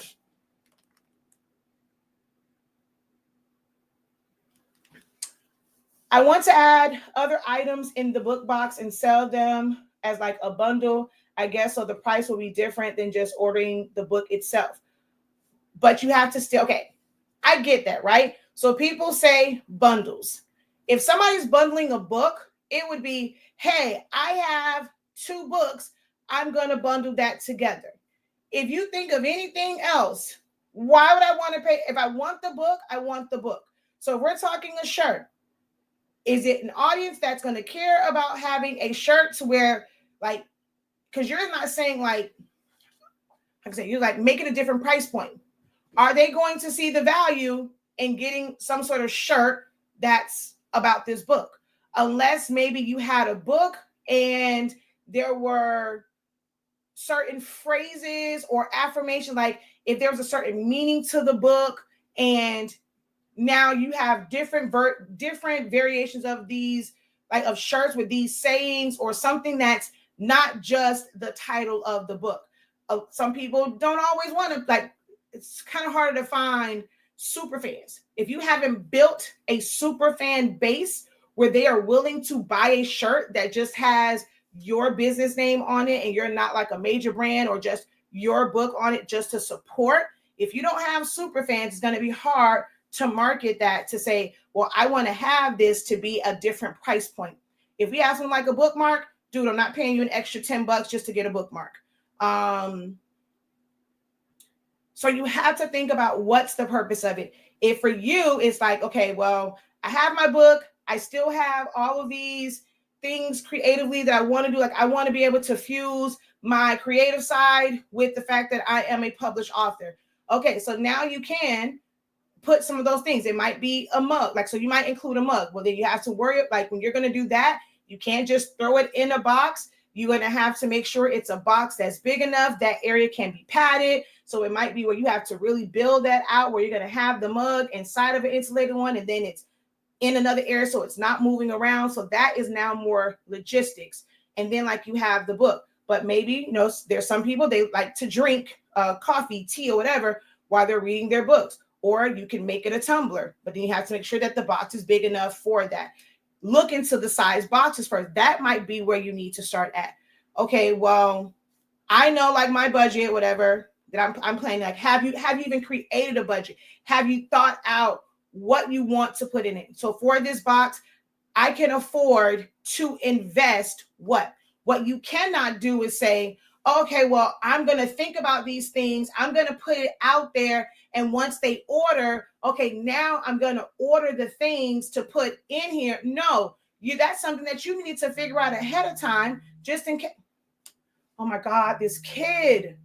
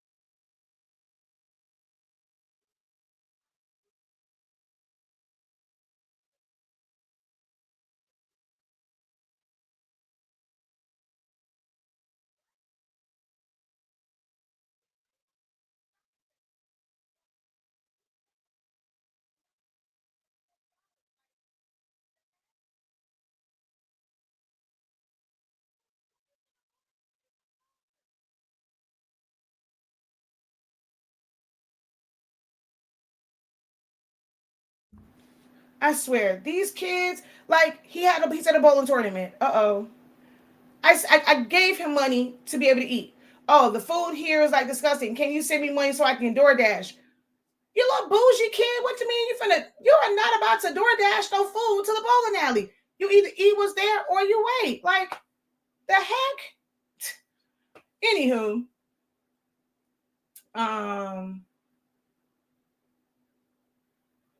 I just thought about it while we were on live and plan on doing the research now so I can have everything planned out and ready. So your first part of planning this out is, again, what is going to be the purpose of that? Is it more promotional stuff? Is it, like I said, thinking about how they plan to read it? Do you want to create this experience when they're reading the book? So do you want to have like just a mug in it? If it's going to be, okay, well, with this book, you'll have, I wouldn't say a wine glass because, those will easily break. Is it going to be a candle? Are you trying to make the things or are you trying to buy them wholesale? These are all factors. As a crafter, because you're a craft or you create things, I know your first mindset might be, okay, what can I make to put in here? But most people with the book, it's like they're not looking to make it. Like now that's like extra work and things that to be done. You don't know how many you're going to need compared to somebody saying, okay, if I know I have 100 boxes, I'm going to buy 100 candles. Each one of these is going to have a candle in it. Now, maybe if you're doing mugs, okay, you can prep them, put whatever it is you're going to put on the mug can go in there. We have to think about the size of the box that we're going to use. What's your budget for that? Because if we go and we end up with this humongous box, but the book ain't but so big, how many things we're going to put in there? Is there a box that is bigger than the book and leaves space? So how much space is going to leave? So we're talking about a book. So even if we go out a little bit wider, if we go up higher, we're going to have to either put some stuff on top or put, so that it doesn't move around so much. How much extra room do we have for whatever the thing is? these are all things that you have to plan out how you're going to put it in there. As far as what's going to go in there, I don't like I said, you can put a number of things in there. A pen or a like something like that, that would make no sense because it's not a journal. It's not something like when I got the 12-week year. Like if they were to include that, so that, or like that, and like a custom highlighter that said 12-week year where I'm highlighting things and stuff like that, like it would make sense to go with that. But just for your nonfiction book and your romantic novel book, like if it's some people will go and cross promote, like you don't have to always do it yourself. Maybe because it's like it's not really a relationship book, but based off how the book is, maybe there's another business that you can partner with. Hey, we're releasing our book. This is going to introduce them to a newer audience. So maybe they have something that can be, included where you're paying a wholesale price for it to get it from them, but it doesn't have to be something that you're going to create. I feel like I know you enough to where when you're asking this question, you're thinking about what can you create to put in there. And if you're focused on the book, so think about last time, right? You didn't have a lot of rollout and press and things like that for the rollout of the book. That was one of your whole things is, just like the press release and book tours and book signs and things like that. Well, if you're trying to do that now, are you really going to have time to go and handcraft things? If you're going to put something in it, I would say create a budget of some things that you can buy. Maybe at the minimum, put a sticker, like, where you can, how to put UVDTF on there, but trying to like go and make and create all of these things, that would not be something that as a coach or as a advisor, or as a consultant that I would really advise you to do, because that's just too much work if the main focus is promoting the book. You can't get so involved in that to where now the main focus is the things that are in there versus actually promoting the book. Our focus should be on what is our rollout going to be for the re-release of this book? Who are we going to target? Where can we go at for book signings? Where can we go at for book readings? That should be the main focus and not necessarily a box.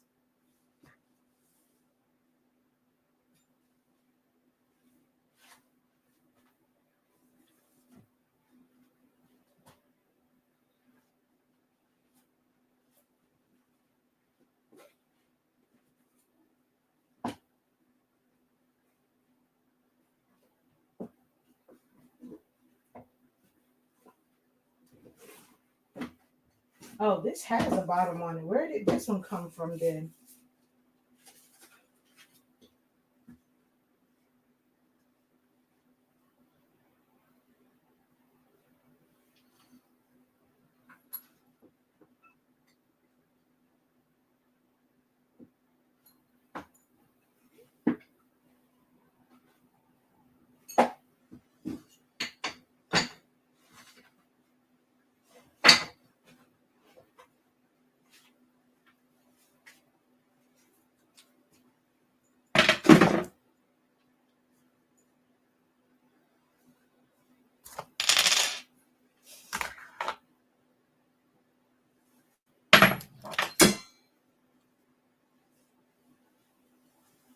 She's like, I don't like how you know me so well. Because I do. Y'all can't be in my program that long and I don't know you. Like I'm very observant. I'm good at reading people. So if I didn't know you, that would be a problem. You've been in my programs too long for me not to know you. Same thing with Akeisha. That's why I do the ask. When you say that, like that question, they looking for you to foot this bill or them? Because I've heard her talk, when it comes to like the organization and, and all those different things that we've had discussions about. Okay, I need to make sure who coins we talking about, yours or theirs. Because if we talking about their coins, they got a little bit of coins, might be able to do some things. Now, if we got to rely on our own coins, okay, we finna scale this all the way back. Y'all finna get these balloon topiaries and these foam board centipedes, and we finna keep it moving, shawty. Yeah. Because then I had questions like, for the linen, is that a part of your thing with the decor? Do you have to rent that out? Is that a part of y'all budget or the location that you're having it at? Does it come with linen? Like there's a lot of stuff when it comes to event planning. Like a lot of questions that I would have. All right. I am finally ready to break down this table.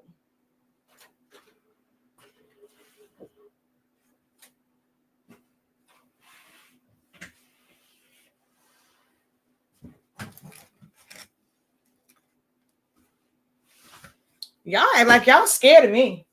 I'm starting to think y'all scared to talk to me.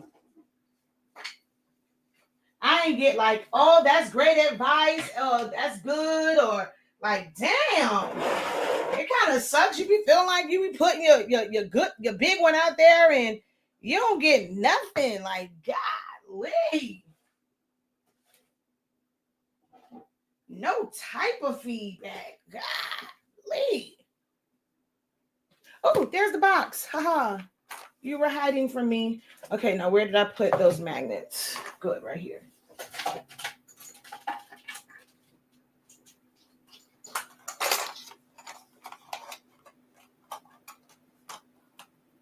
That's why I bring my random ideas to you, because you propose the right questions that make you really think, oh.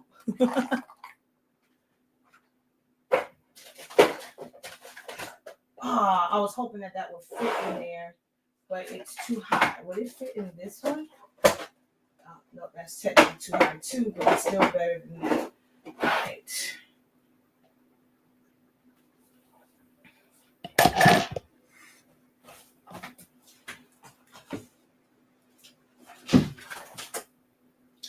Okay, you don't have a, this does not have a Velcro. Okay. Let's add.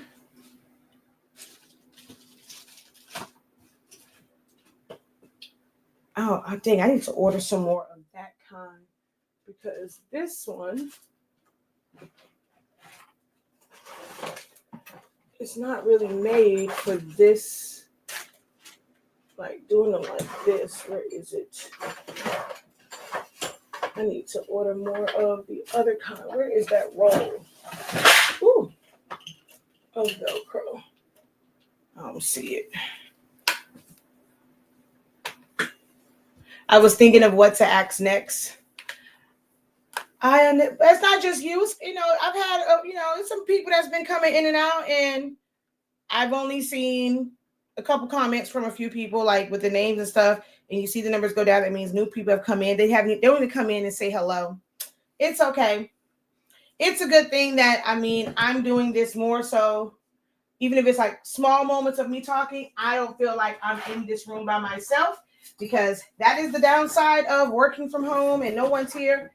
It does get kind of, some days are really, really hard to just be in here by myself. So it's a good thing that, I'm on here just in a capacity of keep me company while I clean up. Hey, that's on y'all. Y'all sit on here. I don't understand why anybody would sit on something for 2 hours and not ensure that in that 2 hours they have actually gotten something out of it. I don't understand that part. But I'm also not stressing, like, hey, if you don't ask me questions, I'm still going to clean up. It's just a matter of what happens while I'm cleaning up. What happened? I've definitely got a lot out of it. Even listening to that last answer about the book and what you put in things, I hadn't thought about it in that order. Like when she asked, I hadn't thought about it in that order, because there's always have to be a start and a finish. But myself, I probably would have jumped to the end and then thought back, and then made a lot of mistakes because I didn't use what I had. Yeah. Oh, you're in a meeting right now? Okay.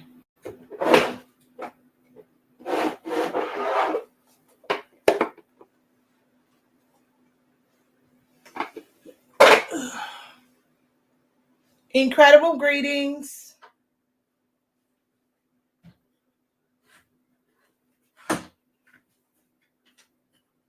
Yeah, I think that's one of the things, like for me,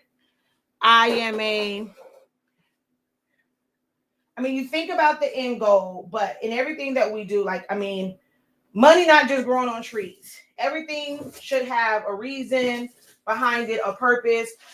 How is this going to benefit you other than, okay, I have multiple options. Okay, it's giving me different price points, but is the value going to be there? Because it's not enough for it to just be a different price point.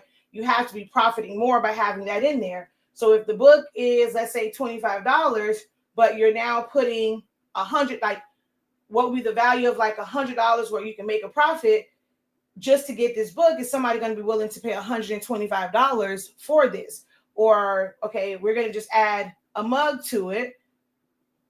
Is it really to also make a profit off of that? Or it's just a bonus where they're pretty much paying for it at cost? So I charge anywhere from $15 to $20 for custom mugs. Now, of course, that one wouldn't be custom. I mean, you could be in the range anywhere from 12 to 15, 18 or whatever. So now we go and we put that where it's worth our while. Like if you are making it and you got the mugs wholesale. So, okay, now I have that. So for this book with just those two items, it would end up being what I say, okay, the book was 25 and then now we have this, let's just say, okay, at 15. So that's now like $40. And that's like all that's really in there, unless you're going to get some smaller things like, okay, now let's throw in some stuff that can be freebies we're not looking to make a profit off of. So we'll go ahead and throw in, 2 bookmarks or whatever, or that and a keychain, something that's small that's not going to cost you a lot. So, okay, that can be a freebie just to make it seem like it's a much higher value. But you have to put low ticket items in there. But then it's like, okay, we're doing that. The keychain, it will be more so for promotional. Are they actually going to put it on their keys? Probably not. But when they're unboxing it, it would give something like for them to kind of like hold up. When it comes to the boxes, are you going to have requirements? Like, okay, would there be an incentive if you do an unboxing? Because if we're going to put all of that into it, we want to create this experience where they're going to go give you actual content. Yes, the next people aren't within the first 100, they're not going to get this box, but at least like they have this unboxing experience, it will make them interested in actually getting the book. Everything should be intentional. Everything should be thought out. Everything should have a purpose.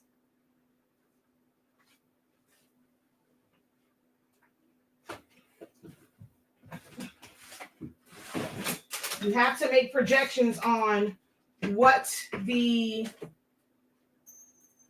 return would be for you. What's the prediction on sales of these boxes? Where do we get 100 from? What are we doing for like if even we're going to do that and we're planning for 100, not 25, not 50, we're saying the first 100 people. So if we're saying we want to plan this out for the first 100 people, we must be making a plan, and we're going to do advertising, and we're going to do ads, and we're going to buy and make sure that we are able to supply at least 500 books.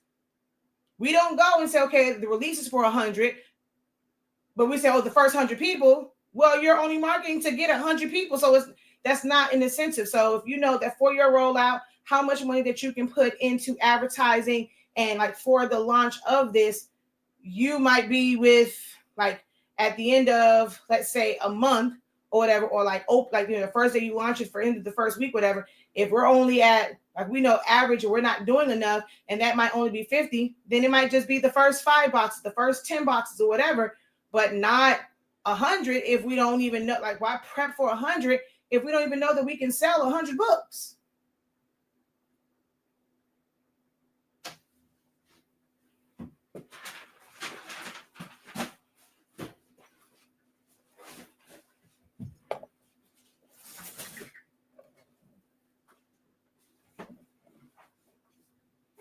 But there is a book called Superfans. Something like that, and wanting to do giveaways, you got to create Superfans. If you don't have Superfans, that's going to end up being a waste of money for you, because they're just interested in the book and they're not a super fan. They're just going to get the book. So I would recommend getting the book Superfans on how you can create almost like a cult-like following where they will be willing to pay that. That's like Beyonce. For her album, she drops this to get a shirt that was made with an iron-on, where all the shirts were different. It looked at hotmess.com. She looked weird on it, but them folks ain't care. They paid for that box. because they're super fans. If you don't have super fans, that rollout may not be as great as you think it might, how you would picture it in your head. Maybe we should start the first time doing this, you start small, and this is just the first run of books. Wait a couple months. Oh man, the book sold out. We had, it did so great. We're gonna do a new launch, and with this new launch, last time we only had 25 of these boxes. They sold out. We are going to release an extra 75 boxes, so do not hesitate. Last time they went, people, we had a waiting list for them.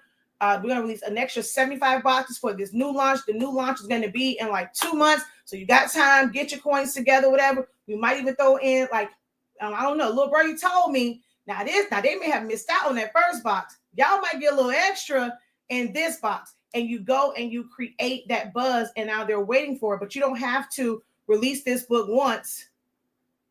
There's what's the other book where you can literally launch that same product over and over and over again, because if you only do it once, you will get stagnant in promoting it.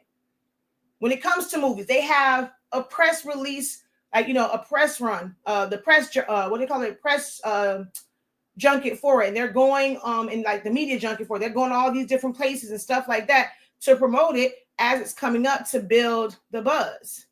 I mean, of course, like when it comes to a movie, it's only in theaters for a certain period of time. But now once it goes to streaming, or, back in the day, it was like it used to go to streaming, and there was a release for that. And then there was going to like DVD, Blu-ray, there was a release for that. Like, you can literally always be launching. For something like a book, you do that first one. What are you, like, if that's your moneymaker, what are you doing to constantly push that book? So you might have, okay, the first run of people. Now you need to start a new campaign where you're doing something. So you're going to opt in, you're going to send them the information. Like, you should forever be launching. If your launch happens every 3 months, like every quarter, you're doing a launch. A launch doesn't have to be for something new. And that's what most people don't realize. And that's what they fail at. They think, oh, this is the first time I'm dropping this, I have to do a launch. But then you don't think to launch it again in 3 months to get in a new audience. The people before don't know anything about this. This is a brand new launch to them. And for the ones who did see the first launch, oh, they're doing it again. Did you buy it the first time? So either hush up and buy it this time, or if you did buy it last time, thank you for your purchase. This was not for you. It's your mindset. That's one of the things that we were focusing on this month. We talked a little bit about it. If y'all don't got no questions, I'm prepared to talk about mindset on the last day of the month. If y'all don't come with questions, but it's about like your mindset for these things.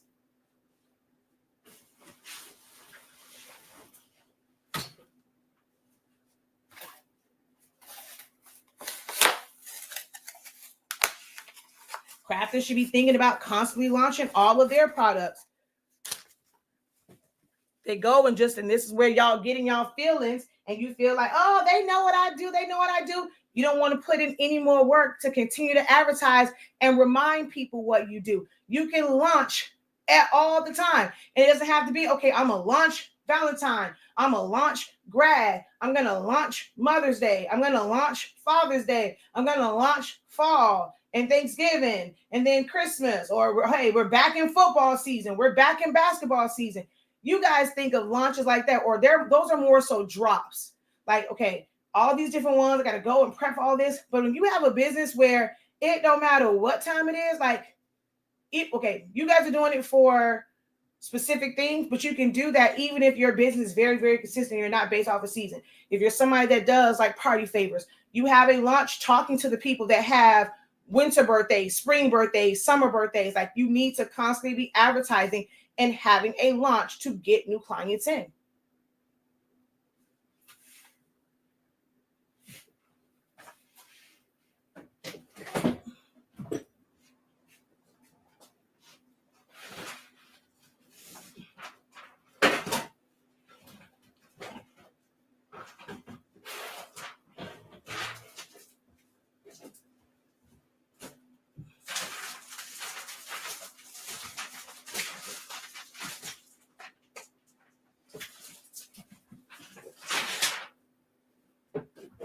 Woo!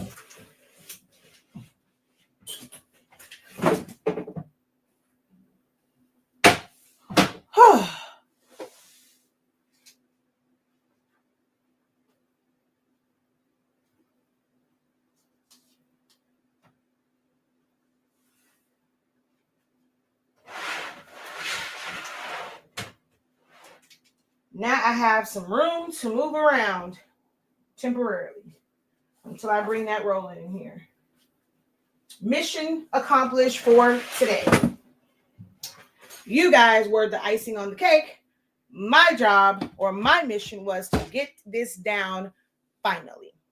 My mission is accomplished.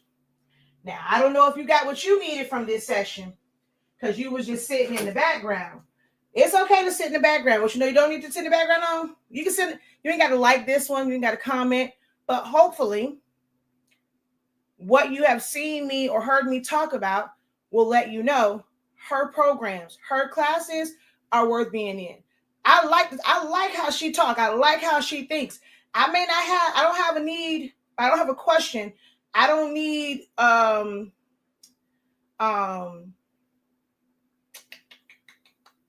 some suggestions. That's not what I want to say. I didn't need any advice right now. I don't have anything where it's okay, well, I need your thoughts and what can I do or, suggestions. But man, it's going to come a day where I might need it. And I like how she thinks. I like how she forward thinks. We got Creative Lounge. You can join that. We have the Essential Silhouette Studio if you want to learn how to design in Silhouette Studio for all the things that you want to create. We also have the Canva one. We have classes for memorials. We have classes for party favors. I'm prepping for the one for the Roland. Those who are interested in getting a large format printer. We have the Creative Boss Up that's coming.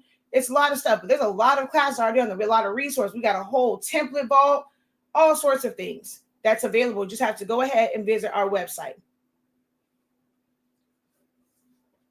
If this has been at least, okay, y'all can at least put a number in there. If you learned something, you got value from something, put a 1 in the chat. Something, dang. Y'all really not saying nothing.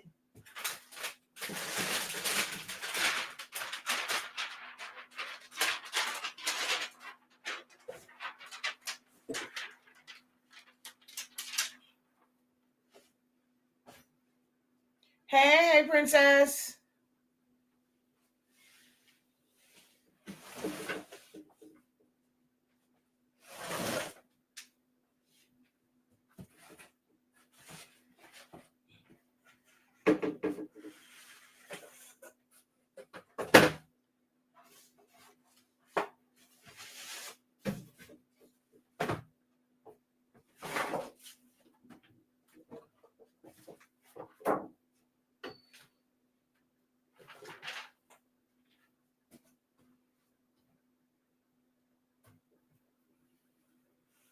I am incredible. Just trying to clean up. And when I say clean up, I needed to break down this table that was here because I can't have the table and my Roland. They both don't fit in this space. And I have some videos that I have to pre-record for my Roland training that's coming up. So I had to move some things out so that I can bring my Roland. So I'm just kind of straightening up. And I figured I'd take care of 2 things at once. You guys can hang out with me, keep me company while I got this all done. And I was answering questions. So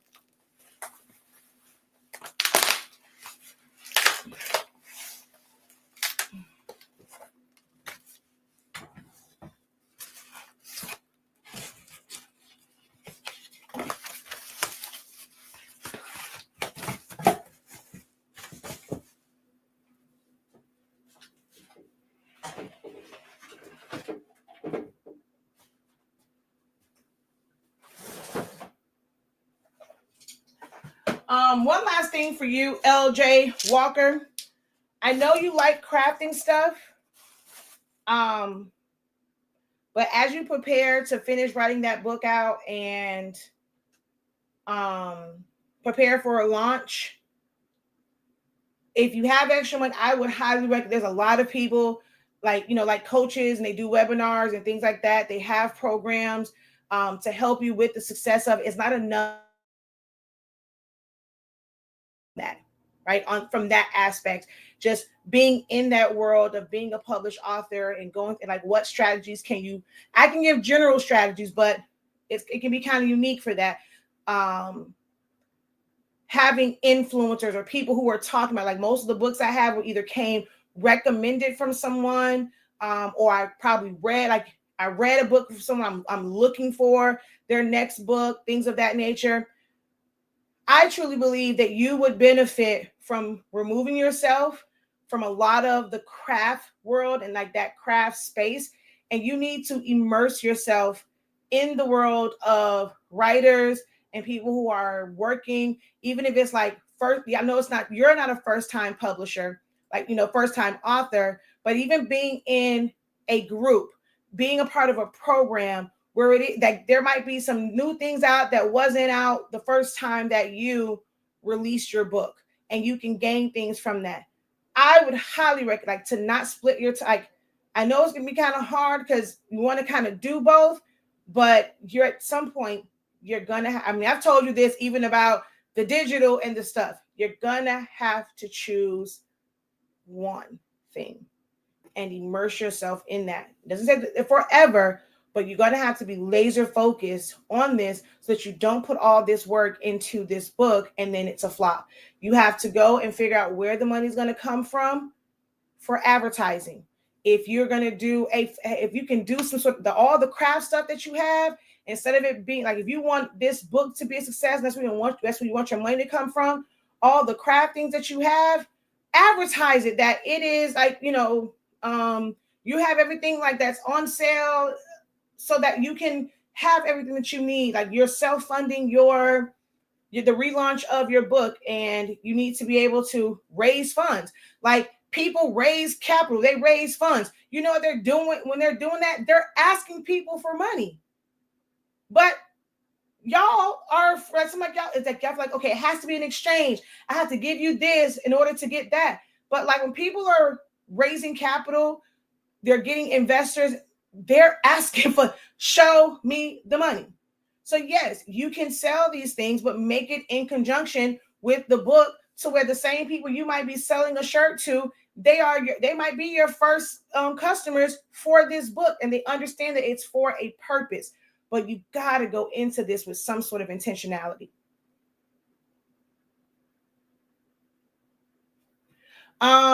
You can't really score with the Cameo 3. You have to do perforated lines. So whatever you're wanting it to be at, you have to go in and just make that a dotted line. And it's going to just do perforation. But there's no score tool, and there's no score function with Cameos or with Silhouette in general.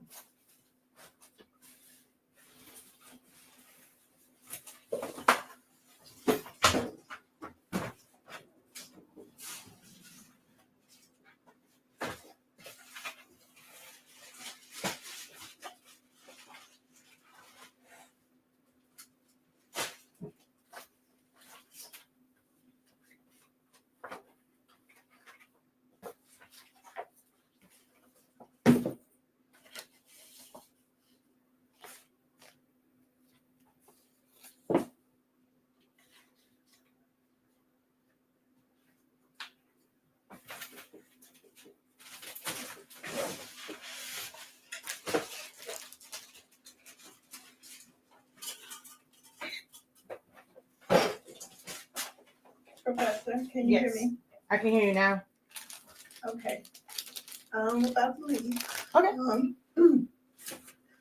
I just got a family emergency and all I can do is pray right now. So. Okay, I will definitely pray. Message me, call me, and if you need me. Oh.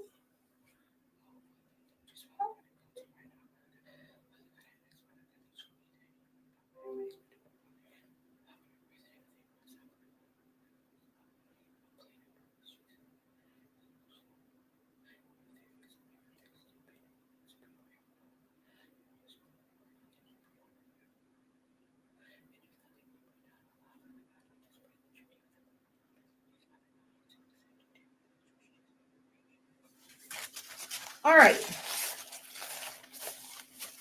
Man.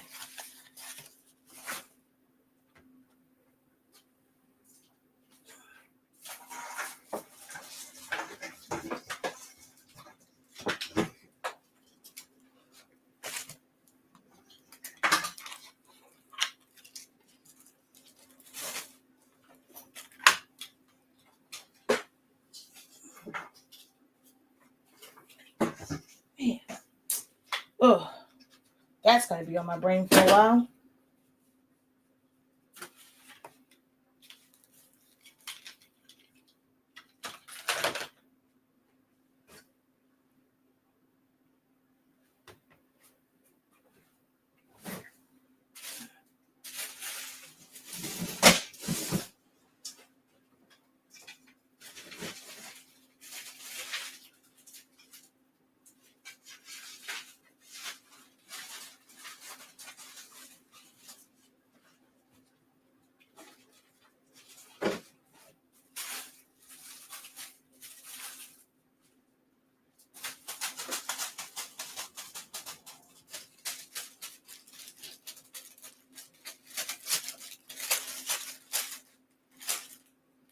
Where did I put the bin that I had these in?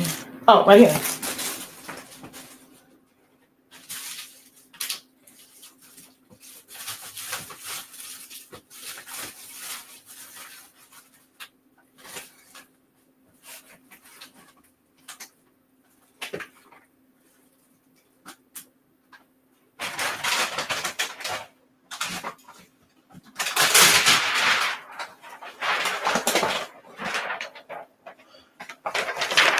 I know, because you can hear the stress in her voice, like crying. Huh? My football cane. Ah, awesome. Actually, my mom had one for me. I got to go get that from her to make sure that I'm prepared for week 3.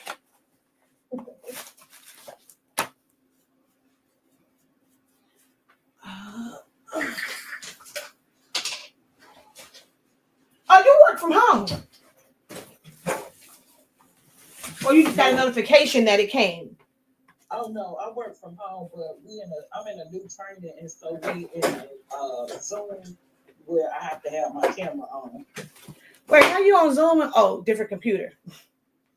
Yes, you're on my mobile phone in front of the camera, so I can still look at you. Look, I'm telling my business. It's like, wait, how you on Zoom twice?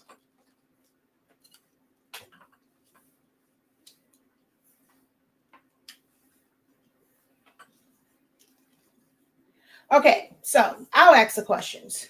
What is something new that you guys are wanting to work on?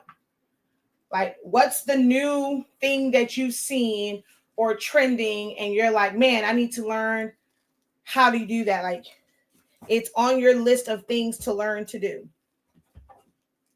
Hopefully that'll get the folk over on YouTube and Facebook to at least respond to you, girl. Like, dang.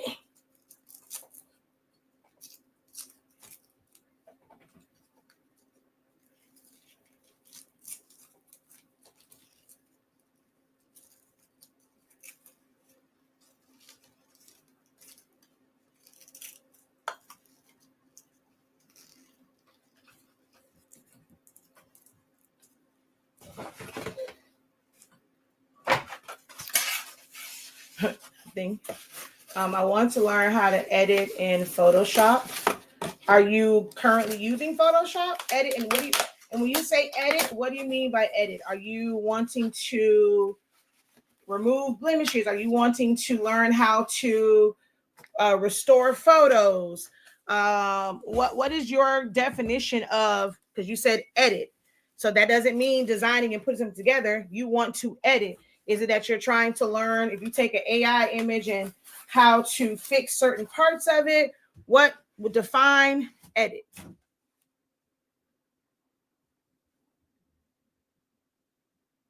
AI images. There is a new group or is a page. Let me get the name for you. Hold on. What's on? Hopefully you're on Facebook. It is called. Oh wait, I forgot. Let me move this over here. because I forgot y'all are looking at me through that screen over there. Okay, let me see. Hey, I know it's AI prompt something, child.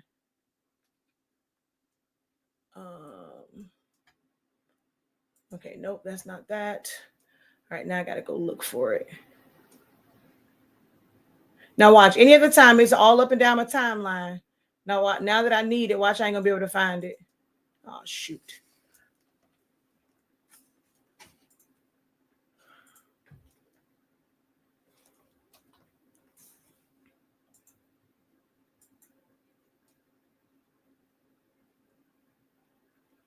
Now watch it don't come up.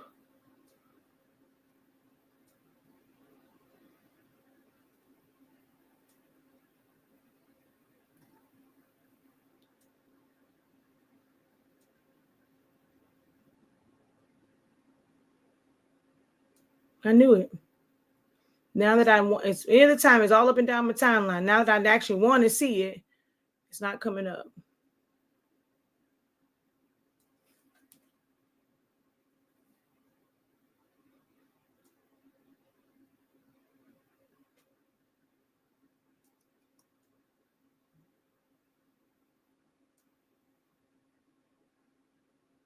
But she's been dropping some prompts.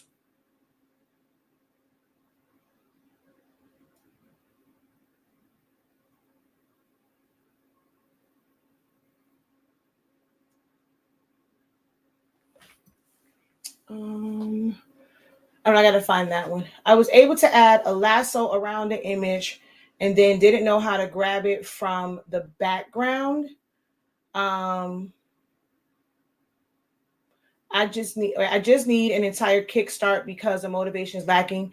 Lexi, join Creative Lounge. Join Creative Lounge and show up to the sessions Monday at 6:30 p.m. Eastern Standard Time. Okay.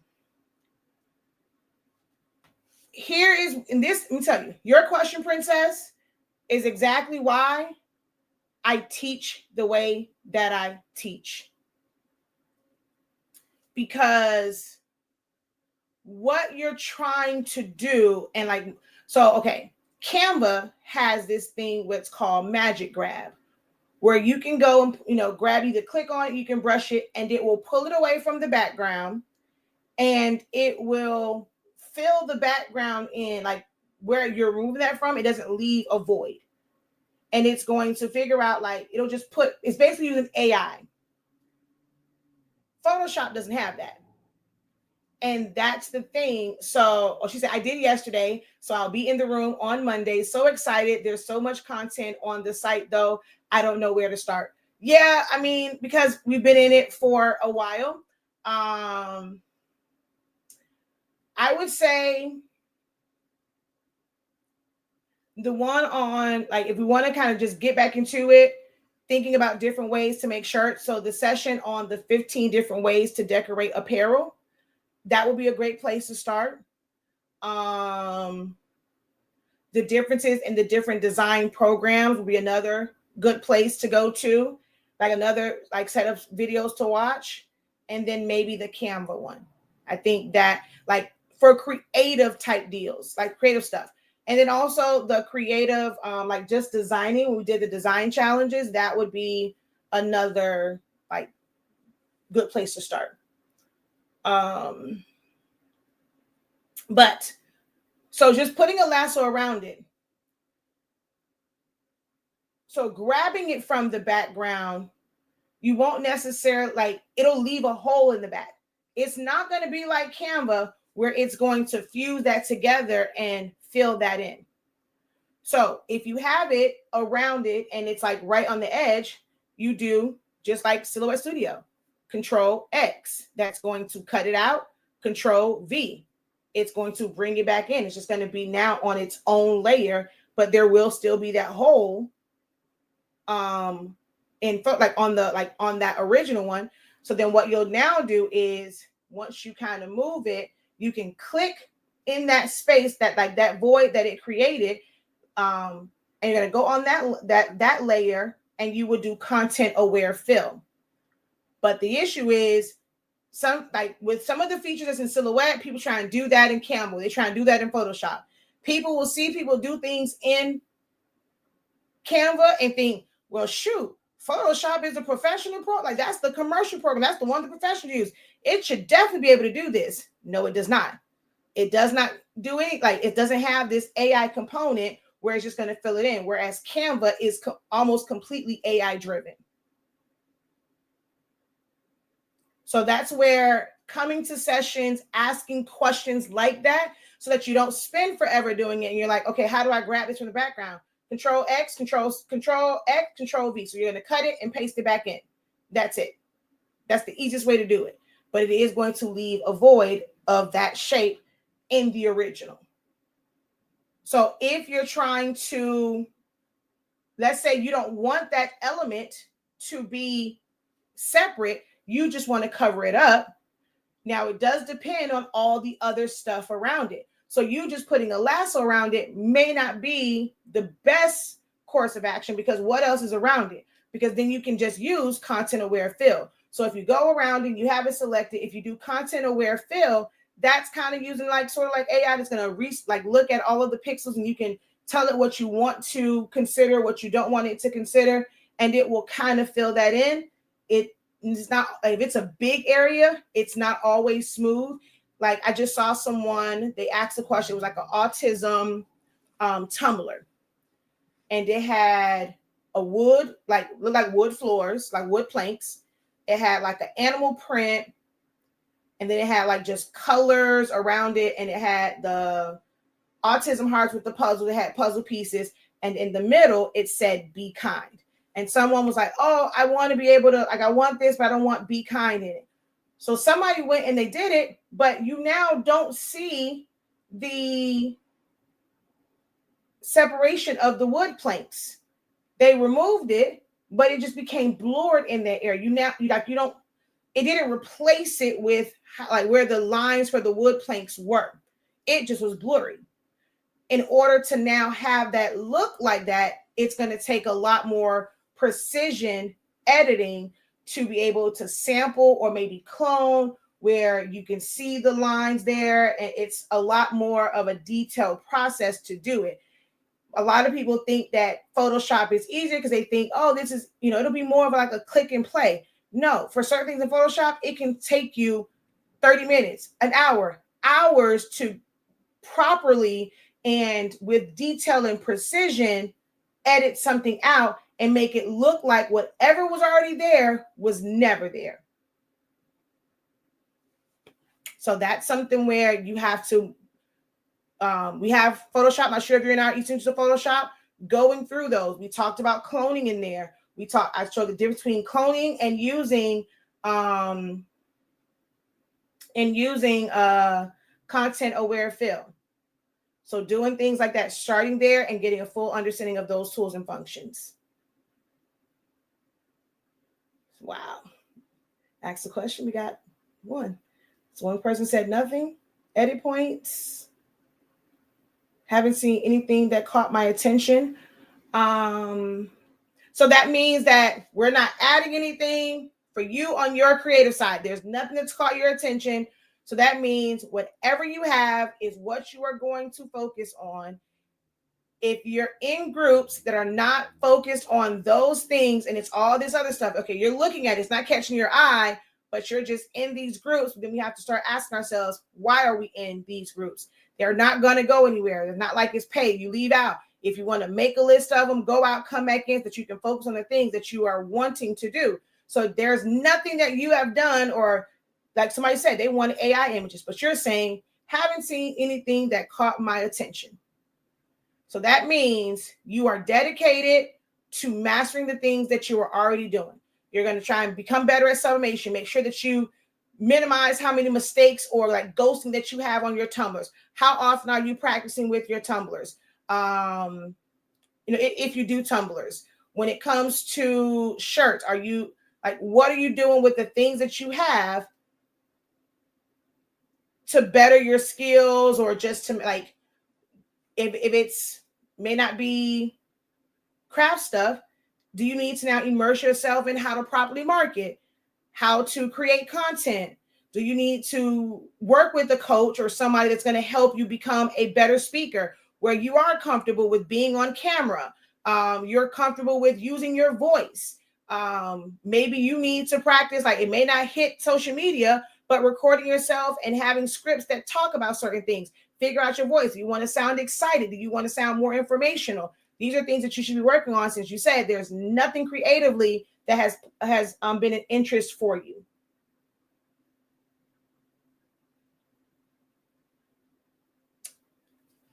I brought a used Workforce 7720. Hopefully it will be here today or tomorrow. I want to buy the pigment ink for the bundle kit. Will it be in stock soon? No, because we don't have any chip resetters, and we don't have. So for pigment ink, you can get the kit, not the bundle, because we don't have any chip resetters. But the kit is available, just not the bundle. Durabright is the same. That Durabright is their branded name for pigment ink. It's the same thing. I want to work more in Photoshop because I want to design more so I can prepare to do more all over shirts for kids only. Okay. So I want to work in Photoshop more because so I'm guessing you want to do more all over kid shirts, like for kids, meaning is it with pictures? Like, is it for, when you say kids birthday shirts, random stuff? You want to do an all over shirt that just has Sonic in the middle and the rest of it is blue? That doesn't say like what is that you're wanting to learn, because there's different techniques. So are you someone that needs to learn Photoshop, or do you need to learn design? Those are two different things.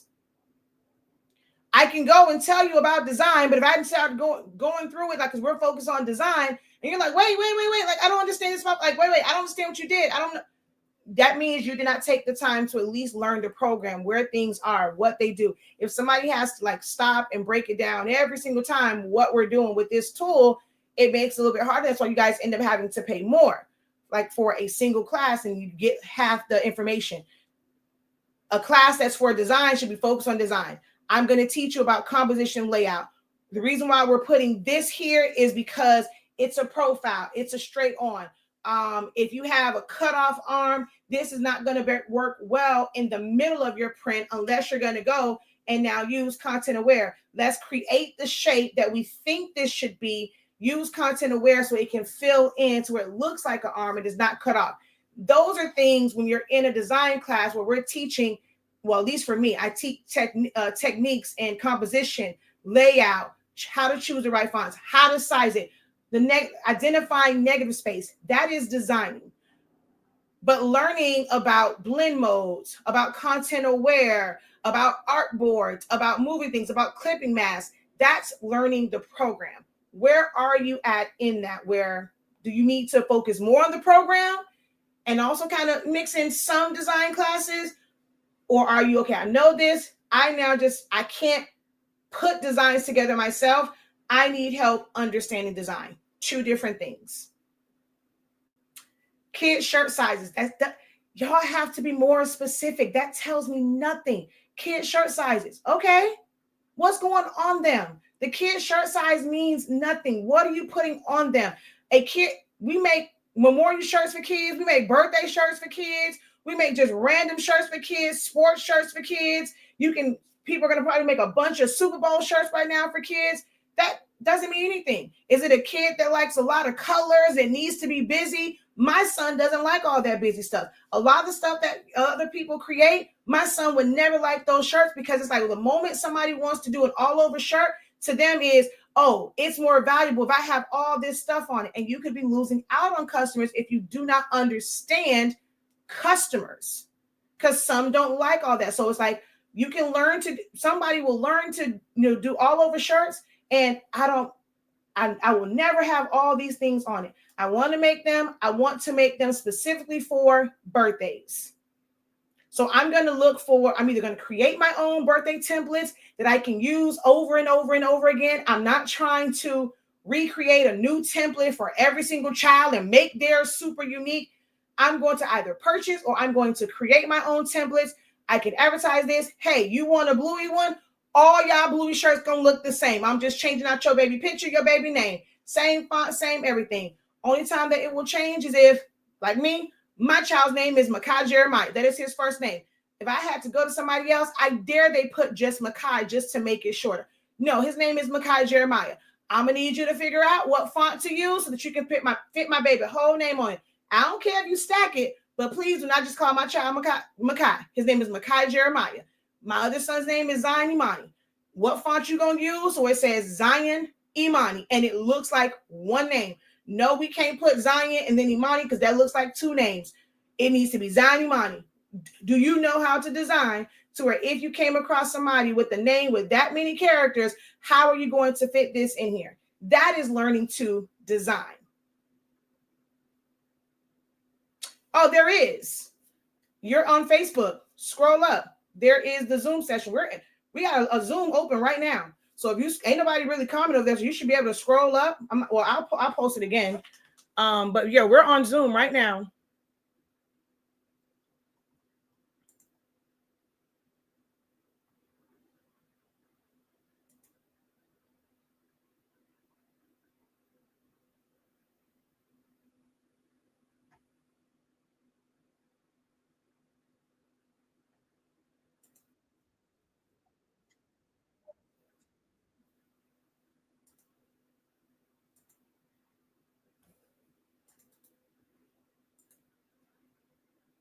There's the link.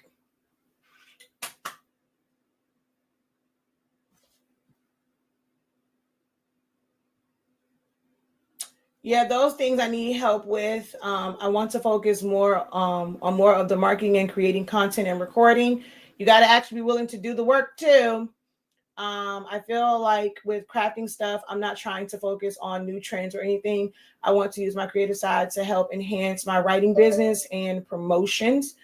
Yeah, I have thoughts on that, but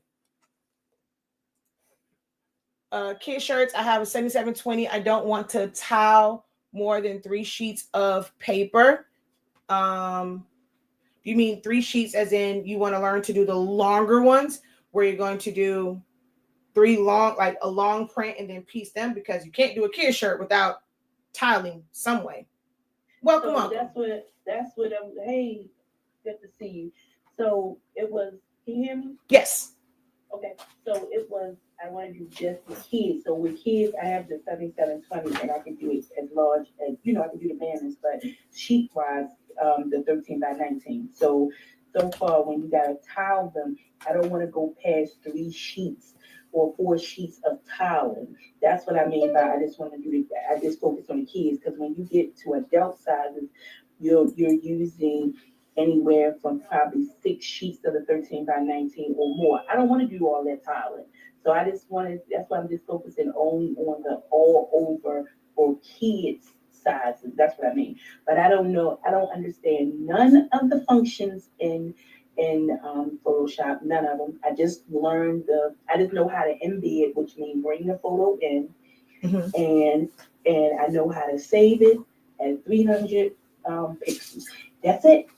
You're not well. If you're saying how to save it at 300 pixels, that means you don't even understand that how to design it. You put it when you start the thing. Okay, there we go. And you put in 300. Okay, I was gonna say, because we don't save at 300. We can start a design at 300, but we don't save at 300. Okay. I mean, when you start it, you put what your size is, you put the pixel that you want, and you bring in the image, and then after you finish that, then you save it. That's the part of that. I just did the lasso with putting the lasso trim around, but then the lasso was like around it, but then I was like, okay, so how do you take it out so that you can take it off of the image and then move it where so now the background is gone and you just had just the part that you put the lasso around. And the reason why I wanted to do that is because I did a photo and it had a shadow in the back, and I wanted that shadow portion. But if you do like in Canva or remove background and you remove it, it will take that shadow out. So I wanted to be in Photoshop where you put the lasso to capture that shadow portion, but I didn't want the rest of the background with the image. When Okay. you did remove background in other programs, it takes that shadow away. I wanted that shadow, so that's why I was in Photoshop. Okay. So, all right. Do you have our Photoshop class? I did what? Did you enroll in our Photoshop class? Did I roll in your Photoshop? Class? No. I have Need to your go trace. I have your trace. That ain't got that silhouette. That silhouette. You say you want to learn Photoshop. We got a Photoshop class. We go over all that. Like what tools you're supposed to use for that. So that's basically creating what's called a vector mask. So you have to, when you do that part, you can either just click the little button that's like it's a square with a circle in the middle that would create the vector mask. Depending on how you select it, you may have to like invert it, but these are things that we go over in the Photoshop training. I highly recommend that you get that Photoshop training because mine is not necessarily about teaching you to design. What you need to know is how all of these tools and functions work. And that is what our Photoshop class does. It breaks down these tools, how you use them, when you use them, understanding layers, understanding clipping masks, things of that nature. Now, you don't need Photoshop to be able to do an all-over shirt for a kid. I've done all-over shirts and designing them in silhouette. So if your goal is just to do an all-over, if you know one program, you can do it. The same way that you would have to break. Hold on. The same way that I'm just going off of like the stuff that you're saying now. I understand you want to be able to do more design stuff. I'm just giving context to going into Photoshop doesn't change that with how you would set it up when it comes to tiling. I want to do kid shirts because I only want to piece together no more than 3 13 by 19s, or really probably 4, like 13 by 19s, whatever. That would have nothing to do with Photoshop. So that's what I'm just saying, like, just kind of bring it all into context that Photoshop isn't required. I get that's what you want to be able to do. But now we're talking about, okay, why are we using Photoshop versus Canva or versus Silhouette Studio to do things? All right, so you've identified one component. Well, if I go into remove BG, it's going to remove the shadow, which is not a bad thing, because if that shadow was a part of the background, depending on how that background was, like how it was set up, and you now are trying to kind of go around, it can look weird because now you're creating a sharp edge around it. So what you then need to learn is not how to keep that shadow, how to now create a new shadow. So you want it to crop everything away, get rid of all of it. Photoshop gives you the ability to put a shadow, and not just the shadow where glow or shadow. You literally can make it look like the same shadow that was there. You use like maybe it might be just a circle and a Gaussian blur. If it's their body, it's a way for you to take that, lay it down like perspective, fill it with color, do a Gaussian blur to where it looks like a shadow. But you won't understand those things unless you're taking a class that teaches you Photoshop. Because if you've ever taken anyone's class, but it's like, oh, we're going to teach you Photoshop, but they're immediately going into a design, you're not learning Photoshop. You're learning how to create that specific design. So on your site, I've been on here only to order your ink and paper, as you already know. You already know I only use your stuff. You already know that. I need to see where the classes are. Now that part I don't. It says at the top, classes and playbacks, or just go to the search and just type in Photoshop.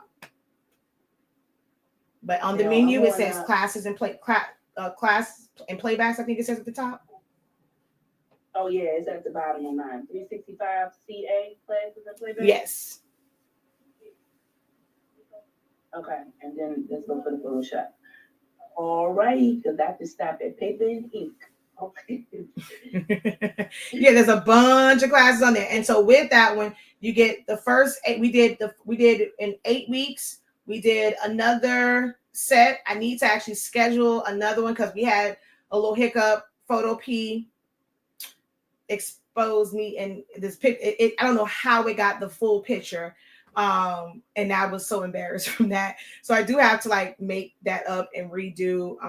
Well, actually it's probably time for me to do the Photoshop again. So, cause I don't start like a new class. I just add on to that's the thing I'm doing now. Like, So when it comes to Photoshop, when I talk about relaunching, I'm not going to go and promote, hey, we'll go back into Photoshop. The live session is going to start. This is where you can join the Zoom, work along with me, ask the questions. But guess what? You're going to have access to the first session, the first time we did this, the second time we did this, and you will have access to like the playbacks from this one, because there may have been different questions in it. The more times you look at the videos, that's more practices that you're getting. Each, watch the one for vector mask or text. If you watch the text from all 3 series of this, you're probably going to learn something new every single time. So once you sign up for it, you'll be able to attend the live Zoom sessions once I schedule them. So it's not just what's there. I'm seeing foundations of designing, which silhouette in Photoshop, which I think I need as well. And then I see another one that is saying, it was saying something else about it should say essentials of Photoshop. Yeah, I saw that too. Okay. So what's the difference? Of what? Hold on, let me go to I'll just go searches and I'll just put in Photoshop.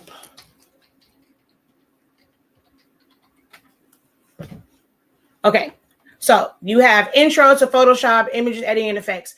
All that is going over just those 2 things, image editing and effects. It does not teach you Photoshop as a whole. It was, we had a picture of like Brandy and we removed like her braid. I just realized that this was still this cost. Oh, I got to change. But it was like we removed her braid. She had a diamond or something like in the center of her head or whatever. And oh wait, you know what? I moved this over here, but what I forgot to do was not this. Y'all are seeing that. I meant to share my screen for the people over here. Actually, let me bring this back over here. Oh, but then y'all, oh no, y'all will still see it though. Present, share screen, entire screen. Okay, so, oh, it's gonna be kind of small for y'all though.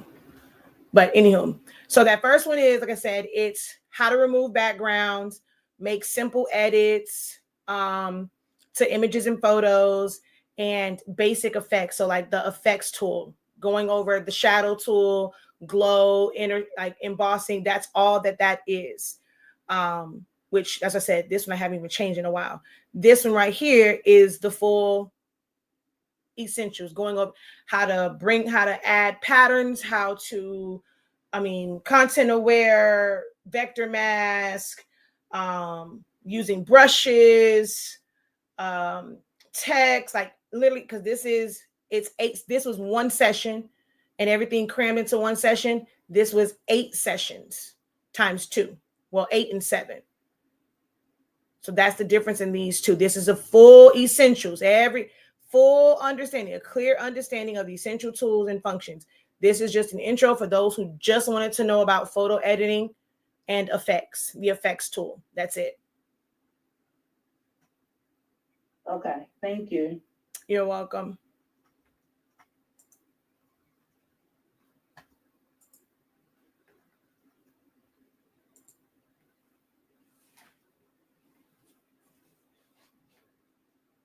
All right, it's now time to get back to work. I'll see you later. Okay. Oh, but I know you said 13 by 19. Well, hopefully she can hear me over on Facebook too. But you can do longer than that. Like, you can either get the roll, and every printer you can print up to 47 inches long. So that was one we might do 13 by whatever it is, and it can be 3. But even for a kid one, 3, unless it's a baby one. Now kids, like we're talking toddlers, and we're wanting to do 2 t-shirts, 5 up to 5T. But when you're talking U size, like smalls, you're not going to do it with 3 sheets of 13 by 19. You're going to have to either tape multiples together and then of course tape 3 panels, but you're not going to be able to do it with just 3 sheets.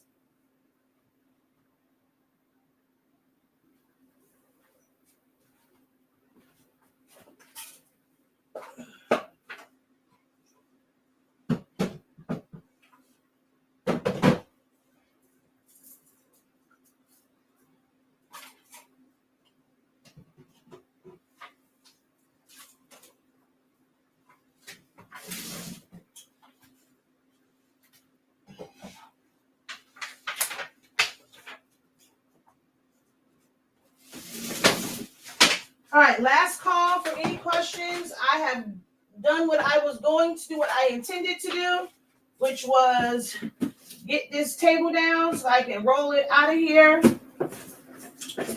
So I can bring in my rolling this weekend. So I have done what I intended to do. So last call, last call, last call. If there are no questions, I'm going to close out this live. Last call for any questions. I don't know if there's any on there. You guys keep missing the what's the thing called? The buy-in, and now with these additional tariffs, I don't even know how that's gonna go. When it comes to that, yeah, I definitely have to like rethink how I'm gonna do that, because the price of that now when paper comes in is not gonna be the price it was before, because we're now gonna have to pay what, 25%? I mean 35%, possibly. So